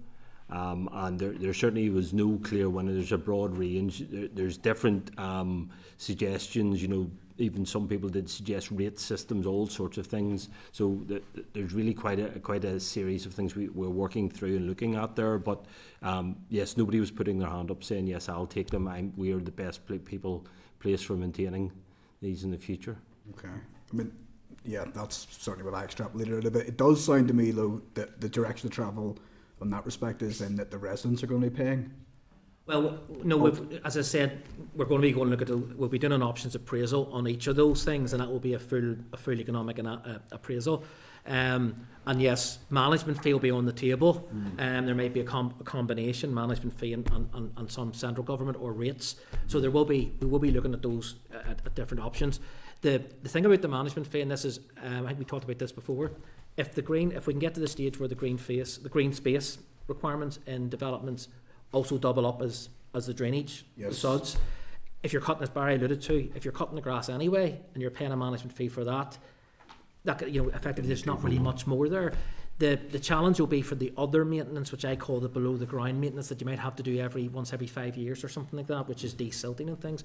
So, but it's wrong for me to say yes, management fee is attractive for that reason, because there's routine. It could cover the routine maintenance elements, but there's obviously legacy issues there as well associated with management companies and things. It's a really valid point, Stuart. And look, there are some examples around the country, I'm sure, where people are paying management fees and they've got a really good representative in an organisation. I can tell you there are hundreds where my phone is off the hook, as are other representatives who can't even get their grass cut, and they're paying a ridiculous maintenance fee every year. And this isn't just grass cutting. I mean, obviously it's not a massive thing, SUDS. It's not hugely new, but it's slightly more complex than just cutting the grass. It is. And there are some residents who are paying ridiculous amounts of money and the rates, and they still can't get that maintenance done. And I would just have a fear that this would fall into that crack that so many areas on the periphery of developments, through ambiguity of who's responsible, end up going, in 5 years or 10 years time, when it's us going, right, who's cutting this and who's maintaining it? And we know the problems of management companies. We've seen it time and time again. I was just going to say that would be one of the functions that we would see that the SUDS approval body, or a SUDS approval body, would continue to have, would be responsibility to oversee that maintenance and ensure that it is carried out. So and have enforcement. So it wouldn't be build and forget, Okay. We're not suggesting then, just on this trend, that there could be a myriad of different approaches to maintenance and funding. No. So there will be a body. The consistency is the key. Absolutely not. I live here, it's one way. I live here. So whatever will be approved. Certainly that wouldn't be our intention. Yeah. Okay. And then maybe just to clarify what I didn't maybe finish, John, was Wales.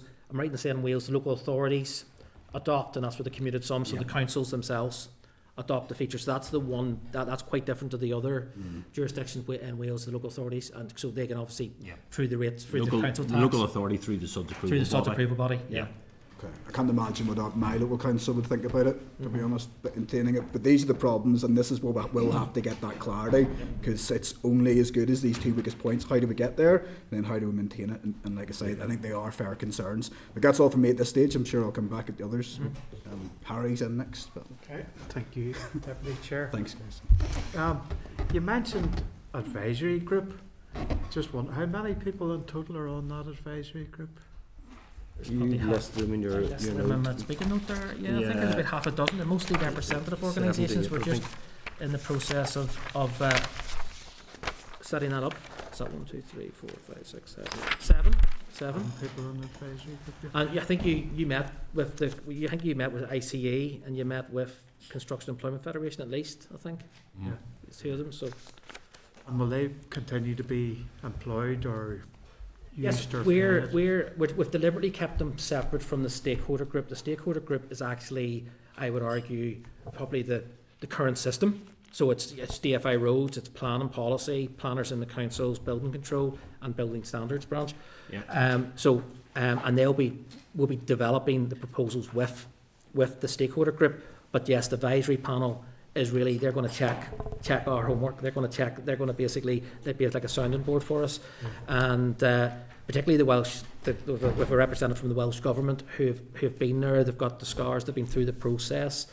And we've already touched on some of the things about, go for you want consistency, one such approval body, for example. So there will be certainly lessons learned that we can take into. I think that's really a lessons learned. People who have been there and done it, and try to bring that. Whilst we're doing a lot of work behind the scenes with the people that are working on other systems, this is a higher level group that's sort of testing that and making sure it's sense checking what we're doing. Like you'll be accountable to them, really, or answerable. Yes, well, we will basically we're appointing them as a panel, and as part of the policy development process, as we bring policies, we will arrange a workshop with members of the advisory panel, and we'll say, look, this is our thoughts here, our proposals. We're working up the options and get their input and advice. And how long do you emphasise that you'll keep them in position? At this stage, we're probably looking at initially sort of 2 years, but we'll look at that because that will take us through to completing the regulations and getting it would be into the next mandate. But there's no reason why we wouldn't extend it because, as Barry alluded to, and I mentioned it, I think in my opening remarks, we're likely to phase this in. We're not going to, over a period of time, and we also might extend it to include, for example, we talked about retrofit. You might, if you have such approval body doing new developments, why wouldn't you have the same organisation looking at retrofit? So you have an opportunity to extend the remit. So yeah. Okay. Thank you, Chair. Thank you, Chair. Thank you, Harry. Peter. Thank you, Chair. My very basic point, I think, actually, just to touch on the concerns of the Chair and the Vice Chair. I'm broadly supportive of this. First of all, I think it's great from a water management perspective, environmental perspective, fully behind it. But I was looking at the consultation document, which has a SUDS on the front.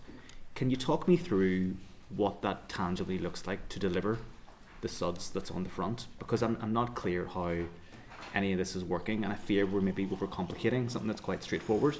I'm hearing lots of advisory boards, different individuals getting involved, and I just think are we overcomplicating something that's quite straightforward? So could you talk me through, if you imagine the consultation document image, Say that's image, that's the one there. Yeah. So say that's concrete, and does someone contact to say what could we do with this, and then they get advice, or do they say we want to put something like this in, but it's maybe not as good as that, and then they get advice about that? Like I'm not clear what this looks like at all. Well, the SUDS management train approach, even you go back one slide, Barry, which is really what we're advocating.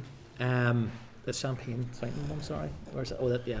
So I think the last time I was up, I'd explained that, obviously there has been some local examples. The committee were out in Antrim, where you've got some of the developers went out on their own and done what I would call end of pipe interventions, such as I think you've seen like the wetlands in Antrim and Belmont Hall, which is great, but to really implement true SUDS, you need to do it right through at the development, because this is about managing rainwater where it falls.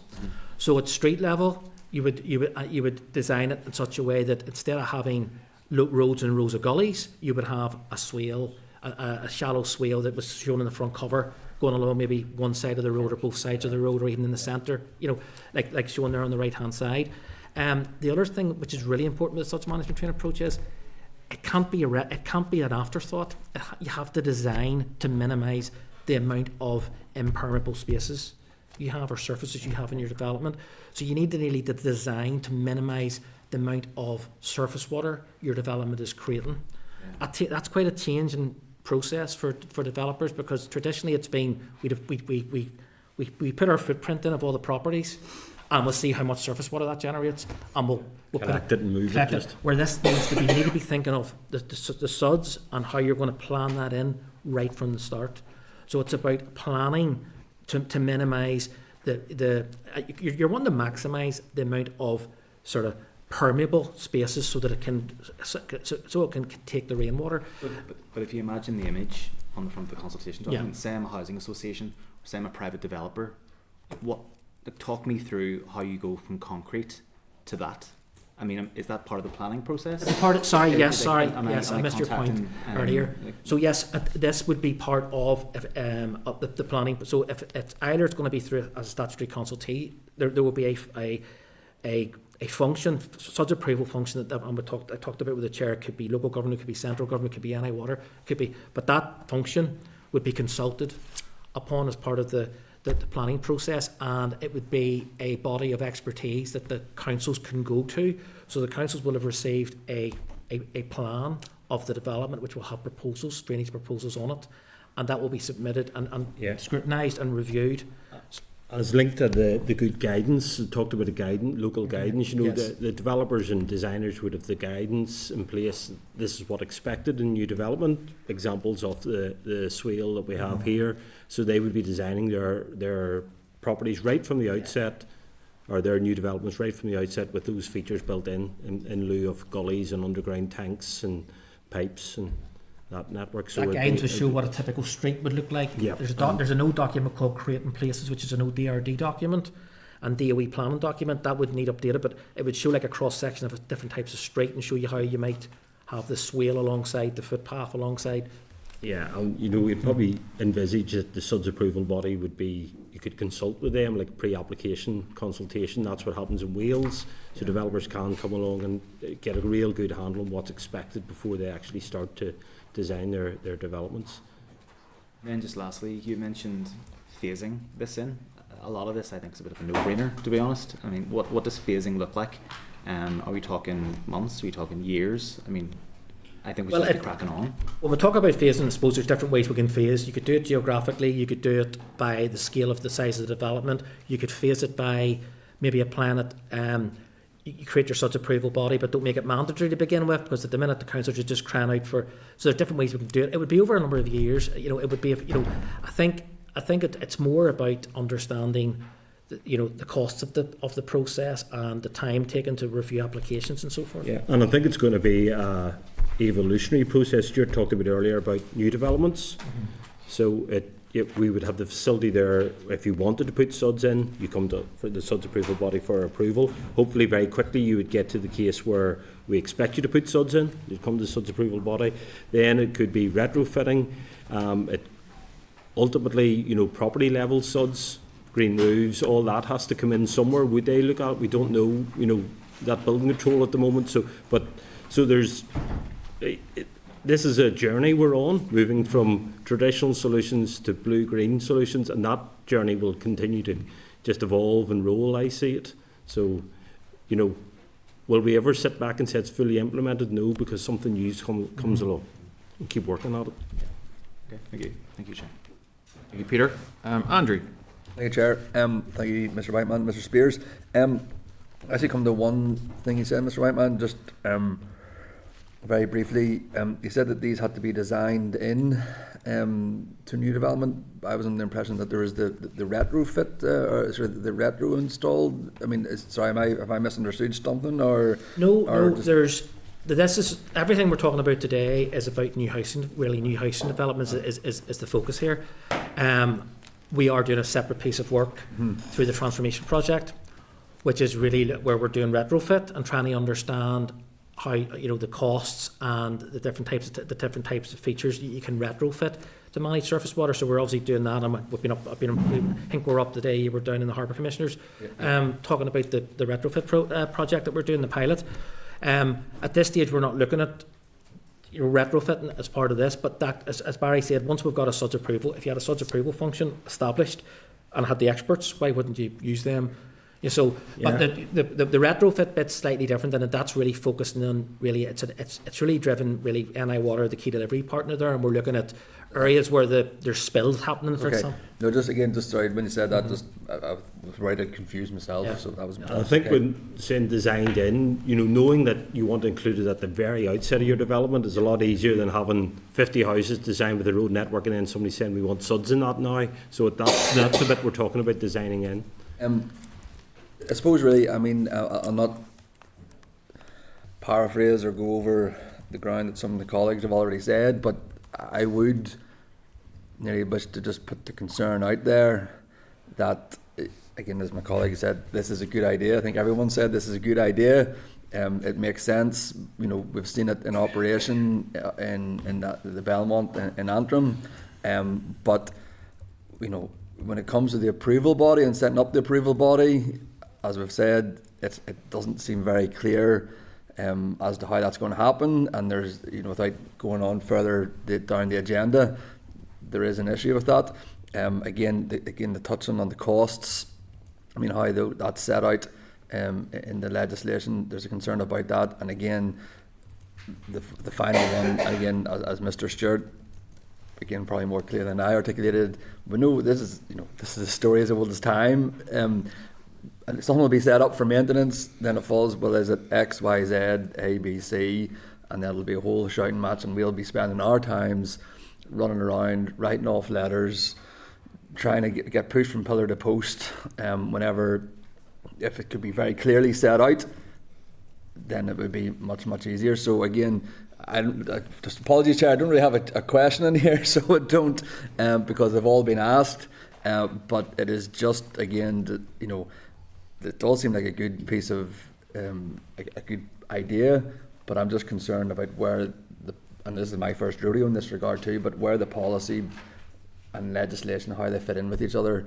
It just seems that there's a concern that we don't know where we're at with the legislation that is going to cause an issue, and that. So I'll stop there, Chair, because I think. No, look, I accept what you're saying, and look, I've said to the Chair, I'm happy to go away and have a look at, is there some way we can, it won't be a single option, but is there some way we can look at, because I said there's still going to be a number of potential funding options here, but is there some way we can narrow that down? But we can have a look at that. The funding is one thing, but this approval body, I think, is something as well that is becoming more and more clear to us, that unless that is explicitly tied down, that it's going to become an issue somewhere else down the line. So is that okay, Chair? Absolutely fine. Stop anything there, did it? No, you're fine. Conscious of anyone else wanting to come in on this one, Justin. Thanks, Chair. Thank you, Stuart. Thank you, Barry, and thank you to the students from St Louise's who just entered the room, who I'm sure are very interested in SUDS, thinking, what the hell is that all about? SUDS are sustainable urban drainage systems, which essentially mean that whenever it rains, you want the rainfall running off any site to be equivalent or less than the greenfield runoff that would have been there prior to development, or hard surfaces being installed on that development. And that's as simple as it actually is here, folks, and it prevents flooding downstream. To what degree have you folks been aligning standards with those elsewhere on this island? As I said, I didn't actually mention what the likes of Dublin and stuff are doing earlier. We've been looking at all the jurisdictions, and we did look, obviously, in terms of the Republic, there is, they've done a lot of work around guidance, particularly in around Dublin, and in terms of SUDS. They're primarily relying on the guidance through the planning and through the planning process.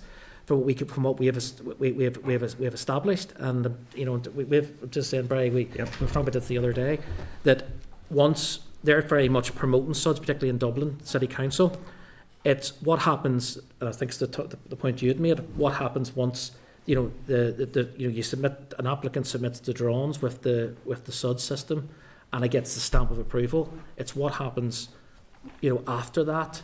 It's not, they haven't legislated for it. Now, what we're trying to do is we're trying to legislate for the whole process, from point of application, inspecting, making sure they build what they said they were going to build, right through to making sure it's maintained properly. So Dublin have very much pushed, and down south very much pushed the guidance and the approach and the approval to sort of through the planning system. What's not clear is the actual enforcement that happens afterwards. So we are, looking at both the regime down south and Wales at the minute's probably standing up as the best in terms of the experiences. Scotland's slightly different. Scotland is looking at Scottish Water actually take on some of the systems, but Scottish Water it has to be an end of pipe system. Yeah. And so they'll adopt a swale and a pond, but it has to be an end of pipe. So that's nearly going against the suds management train approach that we're trying to advocate. But to your first point, yes, we are looking at the successes down, in particularly Greater Dublin area, and learning from those, and even some of the challenges they've had too. Good to see your document actually borrows from the South Dublin County Council design guidelines, which is positive that you're learning from what they have done. But there is very detailed guidance from South Dublin County Council, which obviously we can learn from and borrow from, to ensure that we have the best system possible in place here. But it makes sense for it to align and ally with what's happening on this island, more so than what's happening across a seaway. I would suggest, in terms of the consultation, how many, there were multiple consultees who responded. Who were the two political parties who responded? It was SDLP and Alliance, I think. SDLP and Alliance were the only parties who responded to the consultation. That's interesting. Rainwater harvesting. To what degree is rainwater harvesting embedded in proposals? One of the challenges, I think I'd explained maybe the last time I was up, at the minute and this is where we talk about phasing, and we might roll it out even further, I think Barry touched on it, property level suds aren't included in this, or outside the scope of this at this stage, because they're controlled by the building standards, which is under Department of Finance. Now, we have representatives on the stakeholder group, but at this stage we're focused on the bit that's adopted. So when a new development's built, so it's really, instead of having the gullies and the pipes, we're trying to replace that with nature-based solutions. So the property level suds, whether it be rainwater harvesting, grey water harvesting, whether it be permeable paving, water butts and things, we've shown them in our diagram because that's the first tier of the Champier fountain. But at this stage, we're focused on probably the second tier, which is really street level suds. And that's part of what I was saying. It's a journey that we're on. We see that coming in the future as well. Yeah. It's fascinating. I'm intrigued by it. I'm a civil engineer myself, so I designed suds into schemes 20 years ago in Dublin, or 30 years ago. In terms of you're a developer in the north, right? And you see a site and you want to get moving to get houses built. Obviously, we're not building enough houses here. There's homelessness crisis. There's a big barrier to our economic progress. And you're a developer, and you're looking at what the Department for Infrastructure and the Minister is saying, and she and the Department are talking about the three-pronged approach as this being the cure-all for our wastewater and wastewater challenges, which are blocking development. How confident would you be as a developer that the three-pronged approach is actually going to deliver movement, to deliver capacity to get houses built? Well, the sustainable drainage in this bill, obviously we're going to be talking about, is obviously linked to new developments primarily. And yes, if you get to the stage where the development is effectively surface water neutral, in other words, you're managing most of the rainwater at source, there's probably more opportunity for such developments such as that to proceed than developments that are built traditionally, because the traditional developments are going to put more pressure, even more pressure on the sewage networks. But in terms of, new development, that's standstill. Yes, in terms of new developments, yes, you're right. The new developments aren't going to, indirectly, address. There's significant investment is needed in the wastewater system. I obviously was involved in Living with Water, so first-hand knowledge of what's needed in Belfast, particularly around Kinnicker, Duncrew and Whitehouse, and Sydenham. So, that investment is still needed. But the most important thing is we don't let the situation get any worse in the future. So any new development that we do has to be the footprint that provides from a climate change and from a surface water point of view. Because traditionally everything's been about getting the water and putting it into a pipe and basically chucking it down the catchment as quickly as we can. We've got to turn that on its head. It's about managing it where it lands. So making the best use of the system. So, but no, significant investment is needed on our wastewater and street systems. But alongside that, we need to be doing more nature-based solutions, whether it be in the new developments or the retrofit transformation project that I mentioned earlier. It's a brilliant proposal and way forward, and will make developments much more appealing today and much more nicer places to live. If it's done right, we need to, and that's important. That's why I'm saying it's so important that you need to have that the full, from start to finish, regulate for the full amount. So I would agree definitely. Thank you, folks. Thank you. Thank you, Justin. Thank you, gentlemen, for your evidence today. I'm slightly tempted to say to if any students of St Louise's want to come up and give us some evidence on sustainable drainage solutions, they're very welcome to. But I suspect there won't be too many who will want to take chairs either side of you, Barry and Stuart. But they're very welcome to the committee. And just summing up this session, I would probably want to echo the comments of all committee members so far that actually the SUDS policy and the policy intent of it is a good one, and no committee member is going to disagree with that. I happen to think this is a really, really positive scheme, and the champagne cascading model that you've shown, Stuart, is a good example of that. It's one of the minister's three prongs in terms of dealing with wastewater infrastructure. Justin more or less summarised my next point very well, in that this prong is only really going to make the situation no worse than it is, and you just more or less alluded to that in your answer, Stuart, in that it's trying to contain water so it doesn't go down that pipe, and that's a key aspect of it.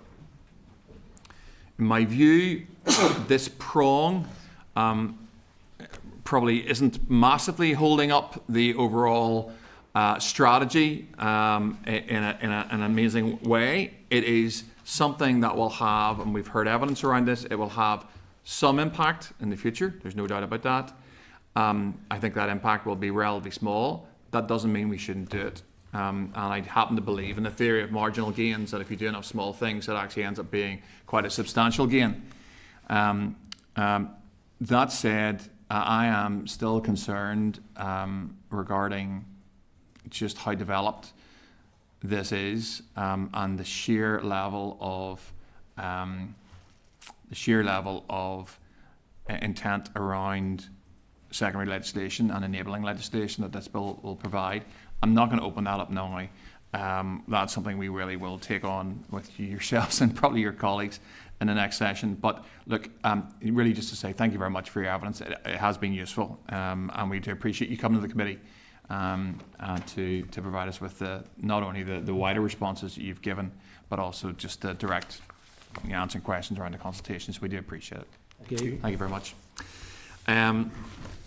Okay, so folks, we're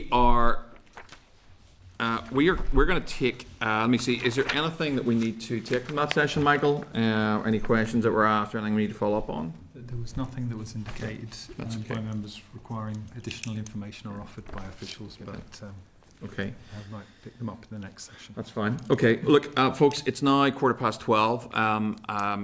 I suggest we take a break because we've been going for 2 hours 15 minutes. So we take 5 minutes, and then our next item will be item 9, which is the SUDS bill and further oral evidence on the bill itself. Okay. Committee Room 29. Sound.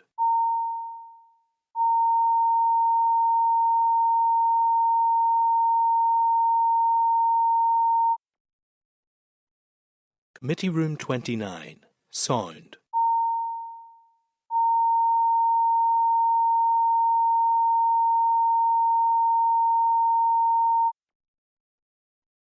Committee Room 29. Sound.